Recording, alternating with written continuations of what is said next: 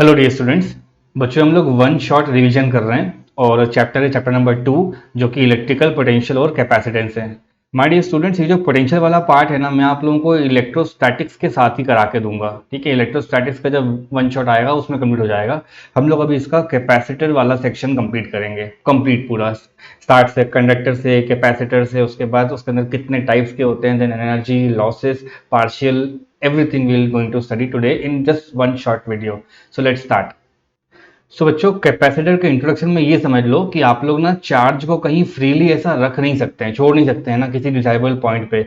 आपको हमेशा उस चार्ज को ना कंडक्टर पे रखना होगा। मेरे कहने का ये मतलब है कि मान लो ये कोई आर्बिट्ररी शेप का कंडक्टर आ गया, इस पर चार्ज रखते हो तो because of the property of conductor you can say that कि सर जी हम जैसे इसके ऊपर चार्ज रखेंगे उसके करस्पॉन्डिंग में पोटेंशियल बढ़ने लग जाएगा।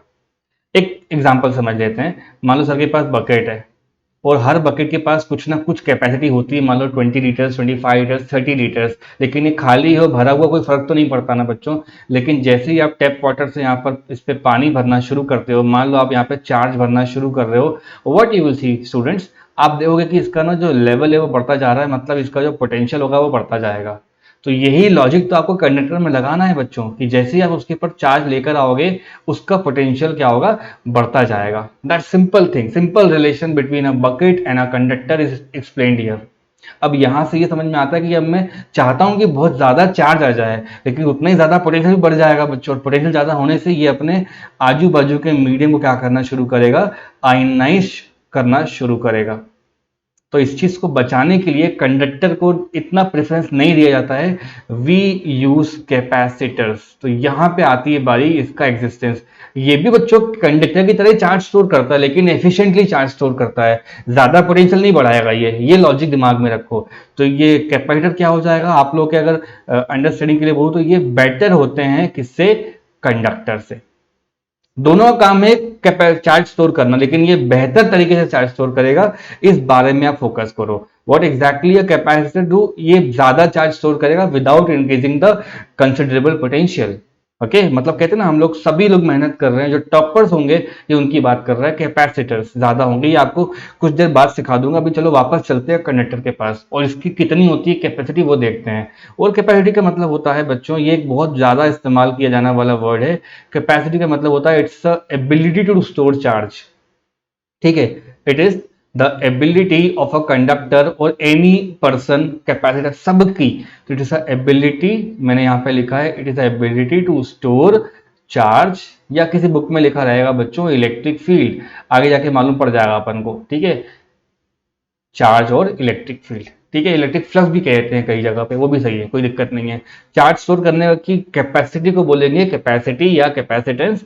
और जो न्यू एज बुक्स होंगे वहां पर आपको यहाँ पर ये कैपेसिटेंस नाम से पढ़ाया जाएगा, और हम भी इस पे बात करेंगे नेक्स्ट पेज पे। ठीक है बच्चों, यहाँ लिखा हुआ है capacitance of an isolated conductor. कहने का मतलब ये है कि कोई एक कंडक्टर लेकर आ गए हैं सर इस तरह का, इस कंडक्टर के पास मैंने क्या कर दिया है बच्चे लोग, चार्जेस को रख दिया है। देखिए आप लोग, द फर्स्ट थिंग आप समझोगे तो चार्ज रखते ही क्या मिल जाएगा, पोटेंशियल मिल जाएगा, पक्की बात है। तो बच्चों मैथमेटिकली देखा जाए तो चार्ज आपने पहले रखा है आके, फिर बाद में बढ़ना शुरू हुआ है पोटेंशियल, वही आपका पुराना बकेट वाला एग्जाम्पल। ठीक, पोटेंशियल बढ़ता रहेगा अगर आप चार्ज बढ़ते जाओगे तो। और क्या कांस्टेंट रहेगा इसके पास, इसकी खुद की कैपेसिटी कांस्टेंट रहेगी। I am not talking about capacitor, हम कैपेसिटी की बात कर रहे हैं। तो आप बोलोगे सर जी यहां पर when the charge is given to a conductor, when Q is, देखते रहिए, गिवन टू कंडक्टर, हम किसी कंडक्टर को बच्चे चार्ज दे देंगे तो बोलोगे पोटेंशियल डिपेंड करने लग जाएगा चार्ज पे। और बच्चे लोग पूरे डायग्राम में आप देखोगे तो एक ही चीज कांस्टेंट लिखी हुई है, वो क्या है, Q डिवाइड बाय C। इसको ढंग से लिख लीजिए तो हो जाएगा Q बराबर C इंटू वी। ये है इस चैप्टर का एक ट्रेडिशनल इंपॉर्टेंट फॉर्मूला। इसको बच्चों सेकेंड मेथड से भी कर सकते हैं, ऐसा भी बोल सकते हैं मैथमेटिक्स में अपने कन्वीनियंस के लिए कि Q प्रोपोर्शनल टू V होगा, राइट। और नेक्स्ट लाइन में क्या आ जाएगा, Q बराबर सी वी। और यहाँ पे C क्या कर रहा है उसके बारे में बताता हूँ। C बच्चों होता है कैपेसिटेंस। क्या होता है, कैपेसिटेंस। किसका कैपेसिटेंस है फिलहाल अभी ये बच्चों कंडक्टर का कैपेसिटेंस है। So C is basically capacitance. ये इसके डायमेंशंस पे डिपेंड करता है, तो मैं लिख देता हूं C depends upon see depends upon, ध्यान रखना है कुछ कुछ बातें बेसिक बेसिक से ही याद रखनी है। डिपेंड्स अपॉन मीडियम भी होता है, आगे मालूम पड़ जाएगा। और साथ ही साथ बच्चों जिस भी कंडक्टर का डायमेंशन है उस पर डिपेंड करता है। ऑफकोर्स मैं मार्केट जाके अलग अलग साइज का बकेट लेकर आऊंगा तो बच्चों उसमें अलग अलग पानी स्टोर हो पाएगा, सबका सी बराबर थोड़ी ना हो जाएगा, राइट। लेकिन उसका सी उसके लिए कांस्टेंट होगा। यहाँ लिख सकते हो सर C1 है, यहाँ पे लिख सकते हो C2 है, C3 है, तो साफ साफ दिख रहा होगा C1 greater than C2 greater than C3। ध्यान रखिए मैंने आपको केवल अभी तक कैपेसिटी पढ़ाया हुआ है, कैपेसिटी शुरू नहीं कर दिया है, हम अभी कंडक्टर पढ़ रहे हैं ढंग से बिल्कुल। तो जो फॉर्मूले हमारे सामने है वो क्या आते जा रहे हैं बच्चों लोग, Q बराबर CV होगा और C का फॉर्मूला होता है Q/V। That's it. कोई परेशानी वाली बात यहाँ तक मुझे नहीं लगता होनी चाहिए बच्चों लोगों को, ठीक है। तो बच्चों अब टॉपिक है कैपेसिटेंस पढ़ना है आप लोगों को किसी स्फेरिकल कंडक्टर का। ध्यान रखना स्फेरिकल है और कंडक्टर है और आइसोलेटेड भी बोल सकते हो। तो यहाँ मैं ब्रैकेट में लिख देता हूँ कि I am having isolated spherical conductor. बच्चों आइसोलेट का मतलब होता है ये अलग से रखा हुआ है कि इसका बाहर दुनिया से कोई लेन देन नहीं है। आप इसके ऊपर लाके जैसे ही चार्जेस को प्लेस करते हो तो चार्जेस किसी भी कंडक्टर से कहाँ चले जाते हैं तो पूरी दुनिया जानती है बच्चों, ये सरफेस पर आ जाएंगे। तो when ever you put some charge वो उसके सरफेस पर आ जाएगा। और लेट्स से ये एक स्फेरिकल नेचर का है तो बच्चों ये रेडियस कितना हो जाएगा r, इसके पास क्या आ जाएगा पोटेंशियल आ जाएगा। तो मैं लिखता हूं when q is given, when q is, ध्यान देते रहेंगे, given v exist on the conductor. ये सिंपल सी डेफिनेशन होगा इसकी समझाने वाली, ठीक है। अब मुझे आप बच्चे लोग बताओ इसका पोटेंशियल कितना होता है। तो बोलोगे सर वो तो हमने पढ़ रखा है इलेक्ट्रोस्टैट से, वो होता है के, जो भी चार्ज है और जो भी उसका रेडियस है। हम कहाँ पे बात कर रहे हैं बच्चों, हम बात कर रहे हैं यहाँ पे फिलहाल सरफेस के बारे में। तो KQ/R का टर्म आना चाहिए, याद करिए इस चीज को। और फिर अपन बोलेंगे देयरफॉर द कैपेसिटेंस, कितना हो जाएगा कैपेसिटेंस। तो बोलोगे सर वो तो अभी पढ़ाया 2 मिनट पहले, पेज टर्न करके दिखाता हूँ आपको। कैपेसिटेंस का फॉर्मूला क्या होता है बच्चों, Q/V होता है। तो वहीं से मैं लिख सकता हूँ बड़े आसानी से, कैपेसिटी इज Q/V। बच्चे लोग ये वाला फॉर्मूला ला के यहाँ पे रख दो तो कैपेसिटी कितनी बन जाएगी, ये हो जाएगी Q डिवाइड बाय, बोलते जाइए KQ divide by R। Charge से चार्ज गया और आंसर हो जाएगा R डिवाइड बाय स्मॉल वाला K।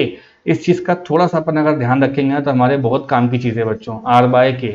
अब सुनिए K का मतलब चैप्टर नंबर 1 से चला आ रहा है, अगर हम ईयर में बात कर रहे हैं तो हो जाएगा 1/4πε0, यहाँ रख दो। तो ये हो जाएगा सीधा सीधा फॉर्मूला किसका, कैपेसिटेंस ऑफ अ स्फीयर, मतलब C। ये हो जाएगा बच्चों न्यूमेटर में आ जाएगा 4πε0 और रेडियस यहाँ से ये निकल के आ रहा है कि कैपेसिटी रेडियस पे डिपेंड करती है। और रेडियस क्या है, एक तरह का बच्चे लोग उस इंसान का डायमेंशन होगा। और यही बात मैंने आपको 2 मिनट पहले बताई थी कि अगर मैं बाजार जाके 2 अलग अलग साइज के बकेट लेके आऊंगा तो जरूरी नहीं है कि उसमें पानी भर के टेस्ट किया जाए। वो आंखों से देख के दिख रहा होगा अपन को कि कैपेसिटी 1 की ज्यादा होगी 2 से, ठीक। तो वैसे जिसका रेडियस ज्यादा होगा उसकी कैपेसिटी भी ज्यादा होगी, इससे ज्यादा मत सोचो आप लोग। और फॉर्मूला क्या है बच्चों कैपेसिटी का, बोलोगे सर 4πε0 बाय ε0 इंटू आर, और छोटे वाले के का मतलब होता है 9 इंटू 10⁹। मैं समझता हूँ सबको पता होगा ये, Newton metre square divide by coulomb square, ठीक है। तो ये सारी बातें अपने को दिमाग में रहेंगी, अपन धीरे धीरे करके आगे बढ़ते जाएंगे। All right, let's move forward. So students capacity पढ़ लेते हैं अपन अर्थ का। तो देखो अर्थ जब पढ़ रहे होगे तो इसको ज्योग्राफी के फॉर्म में मत पढ़ने लग जाना कि सर कोर होता है, कोर होता है, मेंटल होता है, क्रस्ट होता है। हम अर्थ को मान के पढ़ रहे हैं यूनिफॉर्म डेंसिटी का एक सर्कुलर सॉरी स्फेरिकल ऑब्जेक्ट है, राइट। तो आर है और रेडियस ऑफ अर्थ तो पूरा देश जानता है बच्चों, 6400 किलोमीटर होता है। इसको थोड़ा अपन ढंग से लिख लेते हैं। ढंग से लिखने का मतलब है we know that the radius of earth is 6.4 में हो जाएगा और ये 10⁶ हो जाएगा बच्चों। ये SI में आ गया, अब मैं इसको इस्तेमाल कर सकता हूँ, ठीक है। तो लिख सकते हो सीधा सीधा, ये 1 मार्क में पूछा जा सकता है कि अगर ईयर का आंसर आपका ये आ गया था 4πε0 इंटू आर, तो बताओ अर्थ की कितनी होगी कैपेसिटी। तो बच्चों आप बोलोगे sir consider earth to be, consider earth to be spherical. हम पूरी की पूरी अर्थ को क्या मान के पढ़ रहे हैं, स्फेरिकल मानकर पढ़ रहे हैं। तो लिख सकते हो जो कैपेसिटी आएगी वो टाइम वेस्ट करने वाली बात ही नहीं है, आपको फॉर्मूला पता है, आर मैंने दे दिया है वो लिख लीजिए। ये होता है बच्चा लोग आर डिवाइड बाय के। आर के नाम पे लिखूंगा मैं 6.4 इंटू 10⁶। और के कौन नहीं जानता आप में से, 9 इंटू 10⁹ होता है। तो कैपेसिटी कितनी आ रही है बच्चों, इसके ऊपर भेज दो तो ये हो जाएगा 6.4 डिवाइड बाय 9 इंटू 10⁻, माइनस में 9 ऊपर जाएगा तो बच्चों 6 से माइनस करेगा तो -3 बन जाएगा। इसको थोड़ा सॉल्व कर करा देता हूँ मैं आप लोगों को। इसका डेसिमल अगर राइट साइड में लेके जाऊंगा तो मुझे दिख जाएगा ये 64/9 इंटू, ठीक है, और यहाँ हो जाएगा 10⁻⁻4। इसको सॉल्व करोगे तो ये हो जाएगा 9 7 जा होता है बच्चों 63, तो हो जाएगा 7.11 ऐसे करके आ जाएगा, और ये हो जाएगा -4। थोड़ा ढंग से लिख लीजिए इसको तो क्या हो जाएगा 711 इंटू 10⁻⁻6, और ढंग से लिख लीजिए इसको तो 711 माइक्रोफैरेड। तो कहने का मतलब है अगर पेपर में आता है कि अर्थ है जिसको चैप्टर 1 में बोलते हैं कि इसके पास ह्यूज कैपेसिटी है, ऐसा कुछ नहीं है बच्चों। इट्स वेरी ला कैपेसिटी बहुत ज़्यादा है, लेकिन ये जो फैरेड जो यूनिट है ना ये उससे भी बड़ी यूनिट है। तो हम लिख सकते हैं capacity of such large conductor is only 711 microfarad. इसका ये मतलब नहीं कि अर्थ के पास कैपेसिटी खत्म हो गई, इसका ये मतलब है कि ये जो फैरेड है ये इतना ज्यादा यूनिट है कि उसका माइक्रो वाला भी ज्यादा हो रहा है ना। तो अपन लिखते हैं ना यहाँ पर बच्चों, farad is SI unit of, मैं यहाँ कंप्लीट कर देता हूँ पॉइंट अपना, कैपेसिटेंस। ये पता होना चाहिए अपन को, और बड़ा इजी सा बात बात लिखी हुई है, और it's very important and very understandable कि बच्चों जो फैरेड है ये बहुत बड़ी यूनिट है, इसलिए इसका माइक्रो वाला पार्ट भी अर्थ के लिए यूज कर रहे हैं और वो भी बहुत ज्यादा आ रहा है ना। तो 711 माइक्रोफैरेड याद कर लें, 1 मार्क का क्वेश्चन है, आएगा तो कर लेंगे अपन, ठीक है। सो बच्चों रीडिस्ट्रीब्यूशन ऑफ चार्ज देखते हैं क्या कहता है ये। मान लेते हैं अपने पास दो कंडक्टर हैं और इनकी अलग अलग कैपेसिटी है, देखो यहाँ पे लिखा हुआ है C1 और C2। मान लेते हैं इनके पास चार्ज Q1 Q2 है, चार्ज होने की वजह से यहाँ पे बच्चे लोग V1 V2 आता है, तो ये बिफोर कनेक्शन है। What do you mean by redistribution year, question ऐसा पूछेगा अपन को कि इनके पास C1 C2 है, चार्ज इनके पास Q1 Q2 है, उनके रिस्पेक्ट में पोटेंशियल दे रखे हैं, उससे बच्चों को कनेक्ट करने को बोलेगा आपको। तो सेकंड डायग्राम देखिए आप लोग, कनेक्शन करने के बाद क्या होगा। तो बिल्कुल वही डायग्राम है बच्चों हमारे पास। मान लो सर के पास कोई बकेट है और दो दो बकेट है मान लो मेरे पास, इनमें कोई कनेक्शन नहीं है, तो जितना जितना इनके पास पानी भरा होगा उतना रह जाएगा। लेकिन जैसे ही आप इनके बीच में कोई फिजिकल कनेक्शन लेकर आते हो, मान लो फर्स्ट बकेट हो गया, सेकंड बकेट हो गया, आपने इसको ज्वाइन करा दिया बच्चों, तब ऐसा नहीं होगा कि इसके पास जो प्रीवियसली जितना जितना भी वाटर फिलअप था वो बाद में इसमें भी उतना ही रहेगा, ऐसा कुछ नहीं होगा बच्चों। एक कॉमन पोटेंशियल डेवलप हो जाएगा जिसको बोलते हैं वी कॉमन।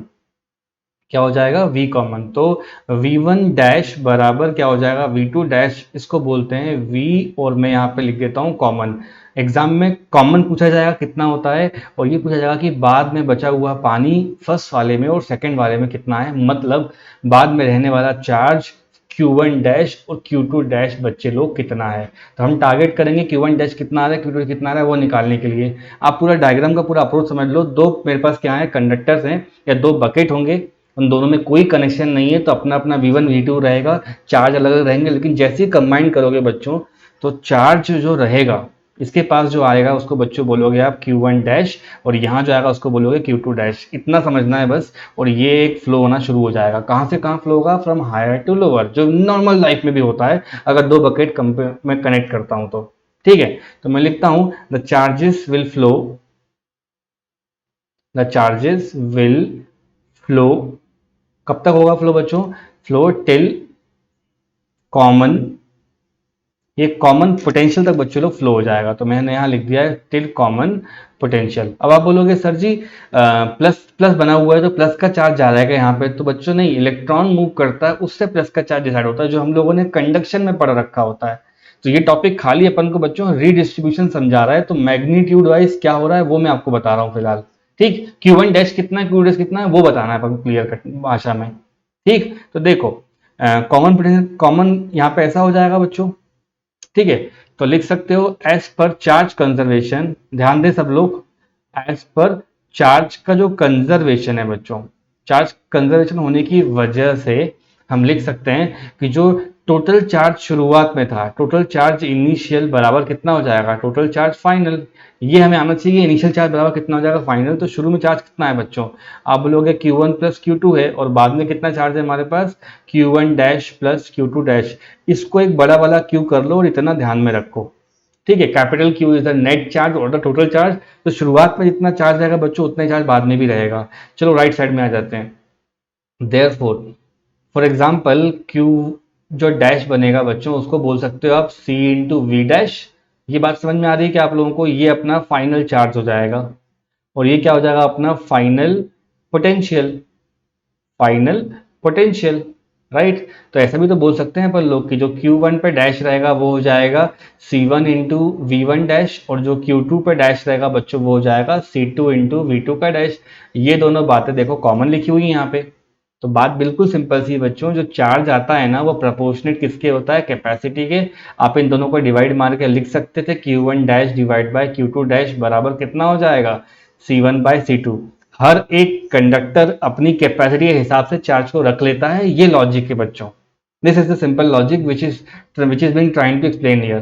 ठीक है, Q1 डैश Q2 कितना हो जाएगा C1 बाय C2। अब यहाँ पे थोड़ा बहुत अपन चेंज कर लेंगे, अपना काम हो जाएगा। आ रही बात समझ में? तो जो अल्टीमेट लाइन इस पेज पे मिल रही है वो ये मिल रही है, Q1 का डैश या Q का डैश डिपेंड करेगा बच्चों आपके किस पे, एक सेकेंड। Q का डैश बच्चों डिपेंड करेगा कैपेसिटी पे, और एक पेज पहले आपको कैपेसिटी किससे डिपेंड करा दिखाई हुई है बच्चों, रेडियस पे। तो यहाँ लिखा जा सकता है इट डिपेंड्स अपॉन रेडियस। ये चीज याद रख लेंगे, अपना काम हो जाएगा। नेक्स्ट पेज पे चलते हैं, इसको और सॉल्व करने का ट्राई करते हैं कितना आएगा बच्चों, है ना। तो देखो हमारे हिसाब से अगर Q dash proportionate to C लिखा है, वो प्रपोर्शनेट टू R लिखा है, तो पहले इन दोनों को पढ़वा देता हूं मैं आप लोगों को। बच्चे लोग Q1 डैश डिवाइड बाय लिख सकते हो Q2 डैश, ये हो जाएगा C1 बाय C2। इसमें लगा दो एक बार डिविडेंडो, तो ऐसा दिखने लग जाएगा ये Q1 डैश, नीचे इन दोनों को ऐड कर दो बच्चे लोग, Q2 डैश को ऐड कर दो और ये हो जाएगा C1 upon C1 plus C2। इस चीज को क्या बोलते हैं, टोटल चार्ज बोलेंगे। तो इसी को यहीं से लिखा जा सकता है, therefore you can write first conductor पे रहने वाला चार्ज, ये हो जाएगा C1 upon C1 plus C2 into capital Q। Similarly बच्चों उसको डिनोमिनेटर में ऐड कर दोगे तो यहाँ हो जाएगा C2 upon C1 plus C2 into capital Q। तो ध्यान रखें, अगर पहले पे निकालेंगे तो ऊपर C1 आएगा और दूसरे पे निकालेंगे तो ऊपर C2 आएगा। इतना समझना है अपन को। फिर अगर किसी क्वेश्चन में हमें रेडियस दे दिया जाए तो C की जगह पे R आ जाएगा, तो बच्चों ये हो जाएगा R1 अपॉन, ध्यान से देखते रहो, R1 upon R1 plus R2। ये ध्यान रहे C की जगह पे R आ जाएगा और यहाँ आप लिख सकते हो कैपिटल का Q। सिमिलरली ये Q2 का डैश जाएगा, वो कितना हो जाएगा, वो हो जाएगा बच्चों R2 upon, I can write R1 plus R2 into capital वाला Q। ये दो बातों का ध्यान रहे और अपना काम ऐसे चलता रहेगा। ठीक है बच्चों। अब आप बोलोगे सर जी कॉमन पोटेंशियल कितना होता है वो बताइए। ठीक है, क्योंकि एग्जाम में ना Q1 डैश आएगा Q2 डैश, ये दो बातें पूछेगा और पूछेगा कॉमन पोटेंशियल कितना आ रहा है। सो उसके लिए एक अलग सी बात है समझने वाली। पोटेंशियल का जनरल फॉर्मूला होता है बच्चों Q डिवाइड बाय C। अब क्योंकि मैंने दोनों बॉडीज को क्या करा है, कनेक्शन दे दिया है, तो कहने का मतलब इमेजिन करो मेरे पास घर में दो बकेट है, उनके मैंने बॉटम जोड़ दिए हैं, तो क्या हो जाएगा, कंबाइंड वहां पानी भरा सकता है। वही यहाँ पे करना है आपको कि जो चार्ज होगा ना बच्चों उसको टोटल कर लो, और यहाँ पर भी क्या कर लो, टोटल कर लो, और घबराने वाली बात ही नहीं है। तो V इक्वल टू कितना हो जाएगा, बड़ा वाला Q divide bye C1 plus C2।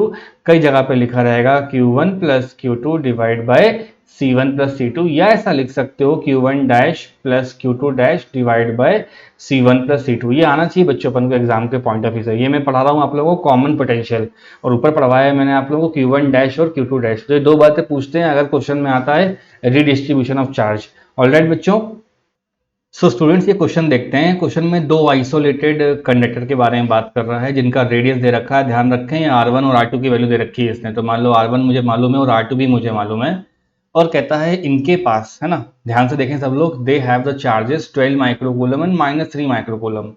हमें बताना है बच्चों कनेक्शन कर देने के बाद में कितने चार्ज हो जाएंगे और इनके पास कॉमन में पोटेंशियल कितना रहने वाला है। तो बच्चों देखो ये समझना है अपन को कि Q1 Q2 तो यहाँ पे दे रखा है इसने, Q1 Q2 both of them are given, but आपको निकालना है Q1 डैश और Q2 डैश।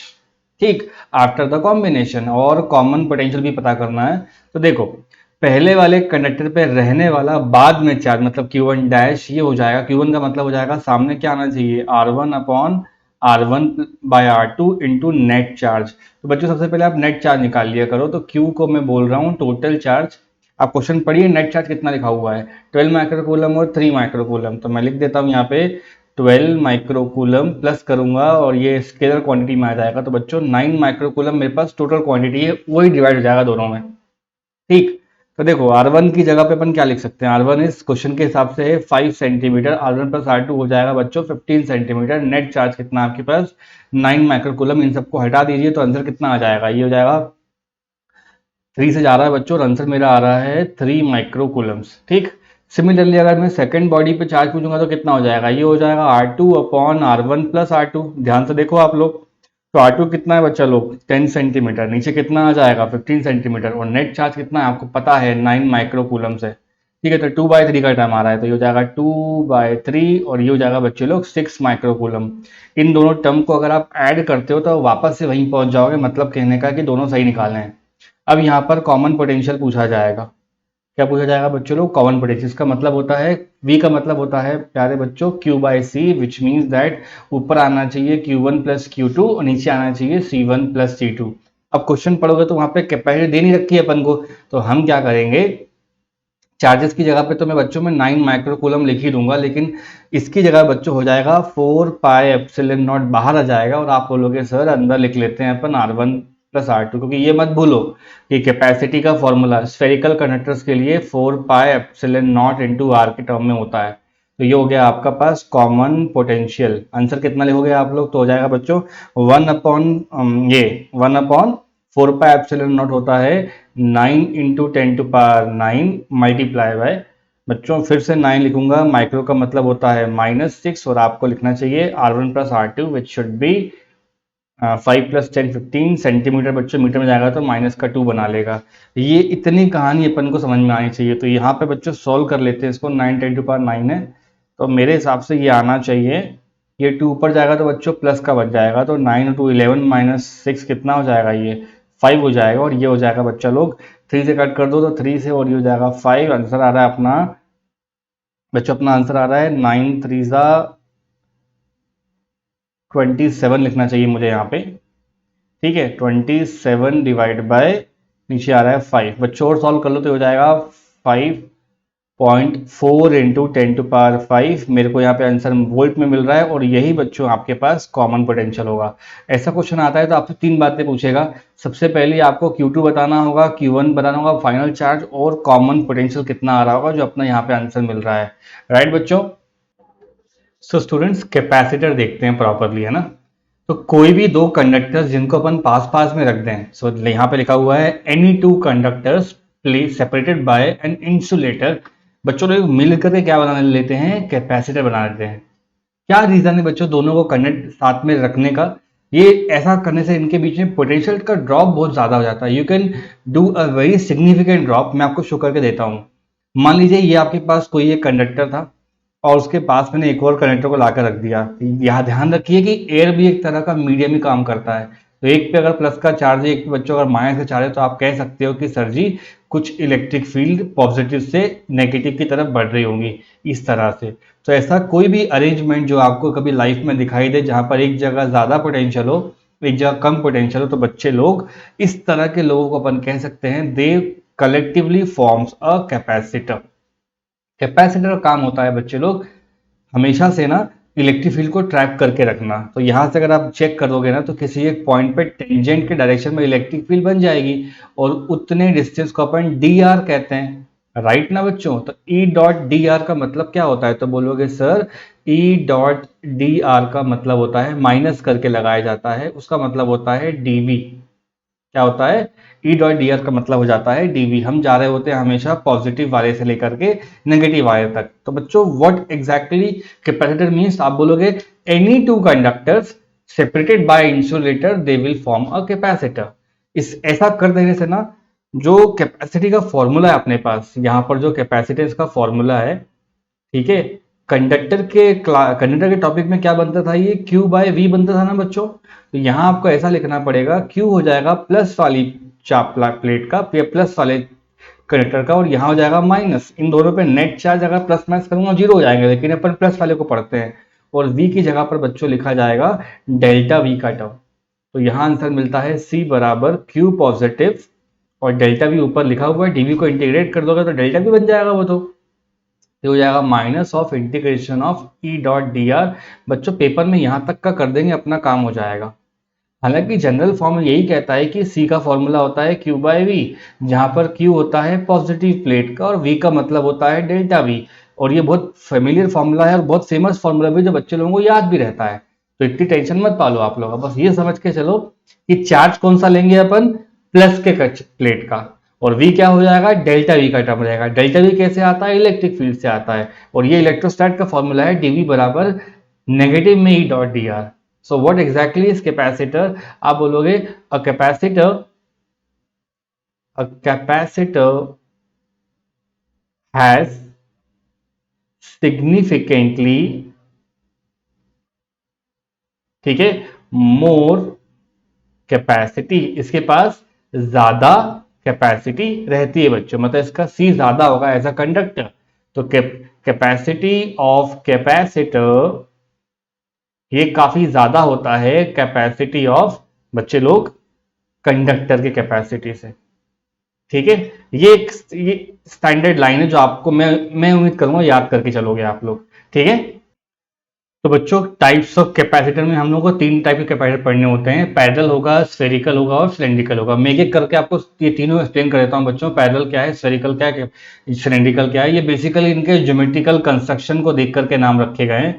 हालांकि और भी डिफरेंट टाइप के कैपेसिटर होते हैं बच्चों, जैसे कि मान लो इलेक्ट्रोलिटिक कैपेसिटर हो सकता है, ठीक है, सेरेमिक कैपेसिटर भी होता है। तो ये सारे केवल वाइवा के नाम में याद रखने ना। हमारे सिलेबस में बच्चों खाली अपन को तीन तरह के पढ़ने हैं, वो कौन कौन से हैं, पैरेलल पढ़ना है, स्फेरिकल पढ़ना है और सिलेंड्रिकल पढ़ना है। इनकी क्या होती है कैपेसिटेंस की वैल्यू, बट सब पढ़ने के पहले बच्चों सी का फॉर्मूला भी याद कर लो। आप बोलते तो क्यू बाय वी हो, लेकिन बेसिक लैंग्वेज में क्यू प्लस प्लेट का होता है और वी की जगह पे बच्चों डेल्टा वी आता है। ये चीज साइलेंट होती है और ये चीज लिखी जाती है एग्जाम में, Q by we, Q will be the positive plate, we नहीं होगा, वी की जगह डेल्टा वी का टर्म आएगा। चलो पैरेलल प्लेट कंप्लीट करते हैं। सो इन पैरेलल प्लेट आप देख ही सकते हैं बच्चों, जो एरिया होगा हमारे प्लेट का, है ना, और ये दो मेटल की प्लेट्स होंगे, एक को हमने क्या करा है वी प्लस का दे के रखा है, एक को बच्चों वी माइनस का दे के रखा है। तो आपको साफ साफ दिख जाएगा कि उनके पास क्या है, कुछ ना कुछ इलेक्ट्रिक फील्ड अपने आप में अंदर ऐसे ट्रैप करके रखा हुआ है। Just by holding electric field वो उस इंसान को कैपेसिटर बना देगा। दो कंडक्टर को पास पास में रख देना, उनके बीच में पैरेलल प्लेट्स हों। जनरली बच्चे सोचते हैं कि हमेशा स्क्वायर प्लेट्स होंगी, नहीं बच्चों, रेक्टेंगल प्लेट में भी आप पैरेलल प्लेट बोल सकते हो, और प्लेट अगर सर्कुलर नेचर की होंगी तब भी इनके बीच में क्या हो जाएगा, इलेक्ट्रिक फील्ड कैरी करता है। तो पैरेलल का मतलब वहां पे ज्योमेट्रिकल ओरिएंटेशन से है, जिसमें डी हमेशा क्या होता है, सेपरेशन ऑफ प्लेट, और ए क्या हो जाता है, एरिया ऑफ प्लेट में। यहां लिख देता हूं, डी क्या हो जाएगा बच्चा लोग, सेपरेशन ऑफ क्या लिखा है, प्लेट, और A will become your area of plate. ये दो बातों का ध्यान रखें हमेशा। और जो कैपेसिटी होती है बच्चों, वो डिपेंड पता है किस पे करती है, कैपेसिटी डिपेंड्स, दो बातों पे डिपेंड करती है, ये मैं पहले लिख चुका हूं। क्या मीडियम बचा है उन दोनों के बीच में, और दूसरा उसके खुद के डायमेंशंस क्या है कैपेसिटर के। तो अभी आपको एक फॉर्मूला मिल जाएगा जिसमें कैपेसिटी आपको पैरेलल प्लेट की इन्हीं दो चीजों पर डिपेंड करते हुए दिखाई दी जाएगी। So what is parallel plate capacitor, बच्चों दो मेटल के प्लेट्स पैरेलल लगे हों और एक पे प्लस का चार्ज एक पे माइनस का चार्ज हो, that makes an arrangement as parallel, I can again write parallel plate। बच्चा लोग क्या लिखा है ये पढ़िए, parallel plate capacitor. Alright, so students parallel plate capacitor समझ लेते हैं फटाफट। कोई भी दो प्लेट बच्चों कंडक्टर की पास पास में रख देंगे, उसको अपन क्या कहते हैं, पैरेलल प्लेट कैपेसिटर। बच्चों आप लोगों ने इसको एक्सटर्नल बैटरी से इस तरह से कनेक्ट कर दिया है, देखो ये, और एक की को जैसे क्लोज करोगे तो आपको दिख जाएगा बच्चों ये कैपेसिटर चार्ज होता हुआ। एक एंड पे प्लस का पोटेंशियल आ जाएगा, एक एंड पे माइनस का आ जाएगा। मेरे कहने का मतलब है एक तरफ बच्चों प्लस प्लस भरा जाएगा और एक तरफ माइनस माइनस इस तरह से आना शुरू हो जाएगा। ठीक है, ऐसा कर देने से ना बच्चों क्या होता है, दैट एन इलेक्ट्रिक फील्ड यहाँ पे ऐसा बनने लग जाता है। वो कितना आएगा मैं आपको भी नेक्स्ट पे बता दूंगा। अभी हम क्या बात कर रहे हैं, कैपेसिटर के बारे में बात कर रहे हैं। तो सेपरेशन जो होती है बच्चों वो डी होती है, ठीक, और एरिया कितना हो जाता है, ए हो जाता है। तो मैं यहाँ लिखता हूँ due to potential difference between the plates, plates के बीच में जो पोटेंशियल डिफरेंस है उनकी वजह से बच्चों इलेक्ट्रिक फील्ड वहां पे चलने लग जाती है। तो बोलेंगे इलेक्ट्रिक फील्ड बच्चों एग्जिस्ट करती है। और अगर किसी दो कंडक्टर के बीच में इलेक्ट्रिक फील्ड आ जाती है तो उसी को अपन कैपेसिटर बुलाने लग जाते हैं। तो देखो, therefore you can write delta we का फॉर्मूला होता है बच्चा लोग ई इंटू डी, ये कभी मत भूलना आप लोग। और इलेक्ट्रिक फील्ड का फॉर्मूला हो जाता है बच्चों sigma divide by epsilon naught into D. तो ये अपना आंसर एक मिल रहा है। चलो यहाँ से आगे बात करते हैं। देयरफॉर जो कैपेसिटेंस हो जाएगा हमारा, कैपेसिटेंस उसको C बोलते हैं बच्चों, उसका फॉर्मूला होता है Q बाय डेल्टा V का टर्म।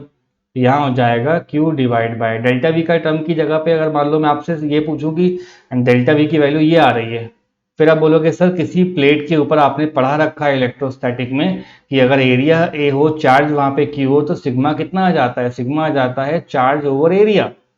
तो वही तो यहाँ लिखना था आप लोगों को, लिख डालिए इस जगह पे बच्चों। क्या हो जाएगा ये? Q divide by A epsilon naught into D.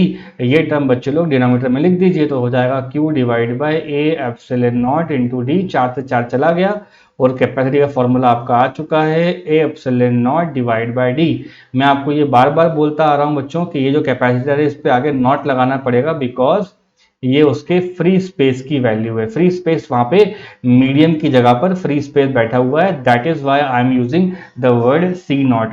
तो देखो कैपेसिटी किस पे डिपेंड कर रहा है बच्चों? एरिया पे कर रहा है और डी पे कर रहा है। दोनों के दोनों क्या हो जाएंगे? तो बोलोगे सर जी ये डायमेंशंस हो जाएंगे। और एप्सिलॉन नॉट क्या होता है? सभी को मालूम है, अगर स्पेस खाली है तो वो क्या बोलेंगे उसको अपन लोग? Relative permittivity. इसको अपन क्या बोलते हैं बच्चों? खाली अगर जगह है तो परमिटिविटी ऑफ, फटाफट बोलिए। नॉट मतलब होता है खाली, कुछ नहीं, वैकेंसी, वॉइड। तो इसका मतलब हो जाएगा परमिटिविटी ऑफ फ्री स्पेस। क्या होना चाहिए बच्चों? Permittivity of free space. तो देखो फॉर्मूला डिराइव करने को आएगा तो पहला अप्रोच क्या होना चाहिए? सबसे पहले आप Q बाय V लिख लो, और उसमें भी ना ज्यादा फोकस करो कि डेल्टा V हमको कहीं से मिल जाए। तो डेल्टा V निकालने के लिए देखो कितनी मैं यहाँ पे काम किया है। Delta V equals to E into D लिखा मैंने, फिर E की value sigma upon epsilon not लिखी इंटू डी लिखी। सिग्मा का मतलब बच्चों Q बाय A होता है, ये भी आप लोग जानते हो, और ऐसे करते करते हमारा पूरा का पूरा आंसर ही आ गया, राइट। तो बच्चों जनरल फॉर्म में अगर मैं आपसे बात करूं तो कैपेसिटर के फॉर्मूले में Q बाय डेल्टा V लिखते हैं और यही चीज निकालने की कोशिश करते हैं। अभी मैं आपको स्फेरिकल और सिलेंड्रिकल बताऊंगा तो यहाँ ये बहुत हेल्प करेगा। सो राइट ना हमारा आंसर क्या आ रहा है कि अगर कोई पूछे what is parallel plate capacitor, तो पहली बात क्या दिमाग में निकलेगी? पैरेलल प्लेट का जो कैपेसिटी होता है वो हो जाता है ए epsilon not divide by D. Not लिखा है तो यहाँ पे भी नॉट लिखना चाहिए आपको, इसको बॉक्स में डाल देना, ये आपका पैरेलल प्लेट का आंसर होगा। ओके बच्चों, सो स्टूडेंट्स इलेक्ट्रिक फील्ड पढ़ लेते हैं और फोर्स पढ़ लेते हैं। तो देखो ये आपके पास एक पैरेलल प्लेट कैपेसिटर है, दिख रहा है बच्चों? ये कैपेसिटर कब बनेगा? जब आप इसके एक एंड पे प्लस का चार्ज देखोगे, ठीक है, और दूसरे एंड पे बच्चों माइनस का चार्ज देखोगे। ऐसा करने से हम ये कह सकते हैं कि पोटेंशियल नेगेटिव का होगा और पोटेंशियल प्लस का होगा। मैं ये भी लिख सकता हूँ कि सिग्मा यहाँ पे प्लस का होगा, सिग्मा यहाँ पे माइनस का होगा। मैं ये भी लिख सकता हूँ कि बच्चों एक के पास चार्ज प्लस का होगा, एक के पास चार्ज माइनस का होगा। थिंक अबाउट दिस पर्सन, एक टेस्ट चार्ज यहाँ पे रख दूंगा, उसके साथ क्या होगा? तो बोलोगे सर होना क्या है उसके साथ? ये जो प्लस वाले हैं ये उसको रिपेल करेंगे, ठीक है, और माइनस वाले हैं वो भी उसको अट्रैक्ट करेंगे। तो कहने का मतलब है नेट इलेक्ट्रिक फील्ड, ऐसा लिख सकते हो आप, inside the capacitor. Net electric field inside the capacitor कितना हो जाएगा? इसको बोल सकते हो नेट इलेक्ट्रिक फील्ड, दोनों का डायरेक्शन एक ही है बच्चों, तो ई प्लस प्लस करके ई माइनस कर लो, ठीक है। और ये एक तरह का थिन प्लेट होता है। क्या होगा ये? Thin plate. और ये भी क्या हो जाएगा बच्चे लोग? Thin plate. ध्यान है सब लोगों को, थिन प्लेट का क्या आंसर आएगा? गॉस लॉ में, इलेक्ट्रोस्टैटिक चैप्टर में गॉस लॉ क्या आंसर आता था थिन प्लेट का? तो आंसर होता था उसका sigma divide by 2 epsilon not. इसका भी कितना होगा? Sigma divide by 2 epsilon naught. तो कहने का मतलब है sigma bye 2 epsilon not plus करके सिग्मा बाय 2 एप्सिलॉन लिखना है। तो आधा और आधा कितना हो जाएगा बच्चों? सोच के बोलो, हाफ और हाफ कितना हो जाना चाहिए? तो ये हो जाएगा इलेक्ट्रिक फील्ड इनसाइड, ये हो जाएगा हाफ और हाफ मिलकर के 1। अगर यहाँ वेक्टर लगाऊंगा तो बगल में आई कैप डाल देना बच्चे लोग, ये इलेक्ट्रिक फील्ड का इसका फॉर्मूला है। और ये फॉर्मूला और भी कई जगह कई तरीके से इस्तेमाल कराया जाता है, जैसे कि इलेक्ट्रिक फील्ड का फॉर्मूला ये ऐसे भी लिखवाया जाता है Q divide by A epsilon naught, और यहाँ आई कर लेते हैं। फिर हमसे कोई पूछेगा कि भैया फोर्स कितना होता है, तो मैं लिखूंगा force acting on plates of, force acting on plates of capacitor. Capacitor की प्लेट में फोर्स कितना लगता है, तो ये कैसे पता करोगे? तो यहीं से पता मालूम पड़ जाएगा। मान लो एक के पास प्लस का चार्ज है और एक के पास माइनस का चार्ज है, तो ये रहा माइनस वाला बच्चों, और ये रहा आपका प्लस वाला। अब इमेजिन करना है कि नेगेटिव वाले को एज अ टेस्ट अज्यूम कर लो। इस टेस्ट के साथ ये क्या कर रहा होगा, तो राइट साइड में बच्चों इलेक्ट्रिक फील्ड लगेगी जो प्लस की प्लेट से होगी, और यहाँ चार्ज कैसा है, माइनस का है, तो ये इसको पीछे की तरफ एक फोर्स लगाना शुरू कर देगा। बात समझ में आ रही है? और ये फोर्स कैसा होगा, अट्रैक्टिव नेचर का होगा। तो कंक्लूजन क्या है, प्लस वाली प्लेट भी इधर फोर्स लगाएगी और ये भी इधर फोर्स लगाएगी, दोनों के ऊपर सेम फोर्स लगता है, सेम ऑपोजिट डायरेक्शन का और सेम पोलैरिटी का, राइट। तो हम लिख सकते हैं force on negative plate, force on negative plate उसको ऐसे बताओगे आप, फोर्स ऑन नेगेटिव बराबर बच्चों Q इंटू ई होता है, तो Q की जगह पे माइनस ऑफ ई हो जाएगा, और ई की वैल्यू बच्चों आपके पास क्या आ रही है, Q by A epsilon naught, और यहाँ पे आई लिखा हुआ है। तो force acting on negative plate बच्चे लोग क्या मिल गया आपको, नेगेटिव मिल रहा है, और क्यू स्क्वायर डिवाइड बाय, बोलो, एक एक प्लेट से जो फील्ड आती है बच्चों, वो फील्ड होती है sigma divide by 2 epsilon naught, तो ये हो जाएगा Q bye 2a epsilon not. ध्यान रखना यहाँ पे 2 भी आएगा, तो 2a एप्सिलॉन नॉट, और ये आई। बच्चों लोग यही आप लोगों का आंसर है। नेगेटिव साइन क्या बता रहा है कि वहां पर प्लेट्स के बीच में क्या लग रहा होगा, अट्रैक्शन लग रहा होगा। इस चीज को मत भूलना आप लोग, है ना, क्या लग रहा होगा बच्चों, अट्रैक्शन लग रहा होगा। तो पेपर में ना ये डायरेक्टली पूछा गया है what is force between two plates, तो आपका आंसर जाएगा माइनस करके Q square divide by 2a epsilon naught, और अगर वेक्टर मांगता है तो माइनस का ही लगा देना, क्या दिक्कत है आप लोगों को, ठीक है। तो बच्चों एक इंपॉर्टेंट टॉपिक बता रहा हूं मैं आप लोगों को, स्फेरिकल कैपेसिटर, है ना, रेगुलरली पूछा जाता है पेपर में, कैसे पढ़ेंगे इसको। ये थोड़ा डिफरेंट है स्फेरिकल कंडक्टर से, कैपेसिटर है। कहने का मतलब है कि हमारे पास दो, ये जो ब्लू वाले आपको शेयर्स दिख रहे हैं ना बच्चों, ये दो आपके पास क्या रहेंगे, सबसे पहली बात तो ये समझ लो कि मेरे पास ये दो अलग अलग कंडक्टर्स हैं, इनको मैंने पास पास में रख लिया, तो यही बन गए मेरे कैपेसिटर। देयर रेडियस आर, बच्चों देख लो रेडियस कितना है, ए लिखना है और बी लिखना है। और आउटर वाले को अगर आपने ग्राउंडिंग कर दिया, आउटर वाले को क्या कर दिया बच्चों, ग्राउंड कर दिया, और इनर वाले को आपने अगर चार्ज प्रोवाइड कर दिया, तो देखो चार्ज कैसे प्रोवाइड कराऊंगा मैं इसको। इनर वाले को अगर मैंने चार्ज कितना दिया, क्यू, तो बच्चों पता है क्या हो जाएगा, देखो, है ना, इनर वाले को मैंने यहाँ पे charge small Q plus provide करा दिया, तो इंड्यूस चार्ज कितना हो जाएगा, तो बोलोगे सर माइनस क्यू इंड्यूस जाएगा, और क्या होता है, यही तो सीखा हुआ है अपन लोगों ने, अगर प्लस क्यू लाओगे तो माइनस क्यू बन जाएगा, और बाहर की साइड में प्लस क्यू बनता है, यही होता है इंडक्शन में, रिपल्शन वगैरह। अब इसको ना ये ग्राउंड खा जाएगा, इसको ये ग्राउंड यहाँ पे ऐसे करके खा जाएगा, इसलिए ग्राउंड लगाया जाता है। और बच्चों इसलिए इसको ड्रॉ भी नहीं करते हैं अपन, बच्चे अंडरस्टूड कर लेते हैं कि हाँ चलो ऐसा हो रहा होगा। अब मुझे बताइए कि किसी कोई एक ऐसी जगह जहां पर ये चार्जेस रखे हों, है ना, प्लस माइनस के, तो क्या हो जाएगा, तो बोलोगे सर पोटेंशियल का ड्रॉप आएगा। तो एक जगह पे आप लिखोगे सर ज्यादा पोटेंशियल है, और एक जगह लिखोगे सर माइनस का पोटेंशियल है। ऐसा जहां पर भी होता है बच्चों, वहां पे आपको इलेक्ट्रिक फील्ड दिखाई देती है, तो आप बोलोगे देखो ये इलेक्ट्रिक फील्ड बना के आपको मैंने दिखा दी यहाँ पे, the electric field moving from positive to negative, या हाई पोटेंशियल से लो पोटेंशियल। अब इलेक्ट्रिक फील्ड बीच में आ गई है और बन गया आपका कैपेसिटर वो, है ना। तो ऐसा पढ़ने के लिए ना मैं नियर वाला पढ़ सकता हूँ, ना मैं अवे वाला पढ़ सकता हूँ, मुझे एक आर्बिट्री डिस्टेंस पढ़ना चाहिए। तो आर्बिट्री डिस्टेंस पढ़ाने के लिए ही बच्चों ये रेड वाला जो मैंने अलग से बना रखा है ना, वो लिया है, उसका डिस्टेंस आर कर लेना बच्चों, तो उसकी थिकनेस कितनी हो जाएगी, डी आर, और सामने की तरफ ही बच्चों यहाँ पे इलेक्ट्रिक फील्ड आपको जाता हुआ दिखाई देगा। तो बोलोगे एक बहुत फेमस फॉर्मूला है, यहाँ लिख लेते हैं अपन, इलेक्ट्रिक फील्ड, ठीक है, इलेक्ट्रिक फील्ड एग्जिस्ट, ठीक है, ड्यू टू पोटेंशियल डिफरेंस। और सबको मालूम है, अगर ये एक लाइन बना के दूं मैं आपको, और एक जगह V पॉजिटिव बना, एक जगह V नेगेटिव बना, तो आप बोल दोगे कि सर जी यहाँ पे इलेक्ट्रिक फील्ड होगी। अब क्योंकि ये रेडियल डायरेक्शन में है, मतलब वेरिएबल फील्ड होगी, तो आपको ऐसा लिखना चाहिए कि जो dV का टर्म होगा वो minus of E dot D R हो जाएगा। बस इतना आगे बच्चों अपना काम ही हो गया। dV बराबर कितना होता है, नेगेटिव करके लिखते हैं अपन लोग, माइनस में E डॉट डी आर, दोनों साइड में ना बच्चों आपके पास क्या है, डिफरेंशियल टर्म में, इनको इंटीग्रेट कर दो, तो कहां से कहां फील्ड जा रही है जरा देख के बताना मुझे। हम जा रहे हैं प्लस से माइनस पे, तो यहाँ आ जाएगा बच्चों V पॉजिटिव, और यहाँ आ जाएगा V नेगेटिव। ये जा रहा है बच्चों from A to B, A से लेकर के B तक जा रहा है। बस इतना ही करना था, और मत सोचो इससे ज्यादा आप लोग, ठीक है। तो देखो लेफ्ट हैंड साइड पे अगर इंटीग्रेट करने जाऊंगा तो क्या मिलेगा मुझे, 1 मिल जाएगा। तो 1 का इंटीग्रेशन बच्चों v होता है, और यहाँ आ जाएगा, नीचे लिखा है पॉजिटिव, ऊपर लिखा है नेगेटिव, यहाँ पे बच्चों एक नेगेटिव का टर्म है, और इंटीग्रेट किसका होगा, इलेक्ट्रिक फील्ड का होगा। ये कितनी होती है ये आप लोग मुझे बताएंगे। अज्यूम कर लीजिए इस पूरे रेड वाले को एक गॉसियन सरफेस अज्यूम कर लीजिए। क्या अज्यूम कर लोगे, गॉसियन सरफेस, सर्कुलर सरफेस है बच्चों, अंदर चार्ज कितना है क्यू, तो इलेक्ट्रिक फील्ड कितनी हो जाएगी, तो बोलोगे सर के Q divide by are square field आना चाहिए, ये हमने सीखा हुआ है गॉस लॉ से। तो वही मैं यहाँ लिखने जा रहा हूँ, के क्यू हमने आर तक का पढ़ा है, तो हो जाएगा are square dot D R, कहाँ से कहाँ तक पढ़ना है बच्चों, ए से लेके बी तक। ठीक है, यहाँ पे नेगेटिव ऑफ के क्यू बाहर आ जाएगा, इंटीग्रेशन खाली बच्चों 1/r² का होगा। इतना एग्जाम में आप लोगों को लिखना आना चाहिए।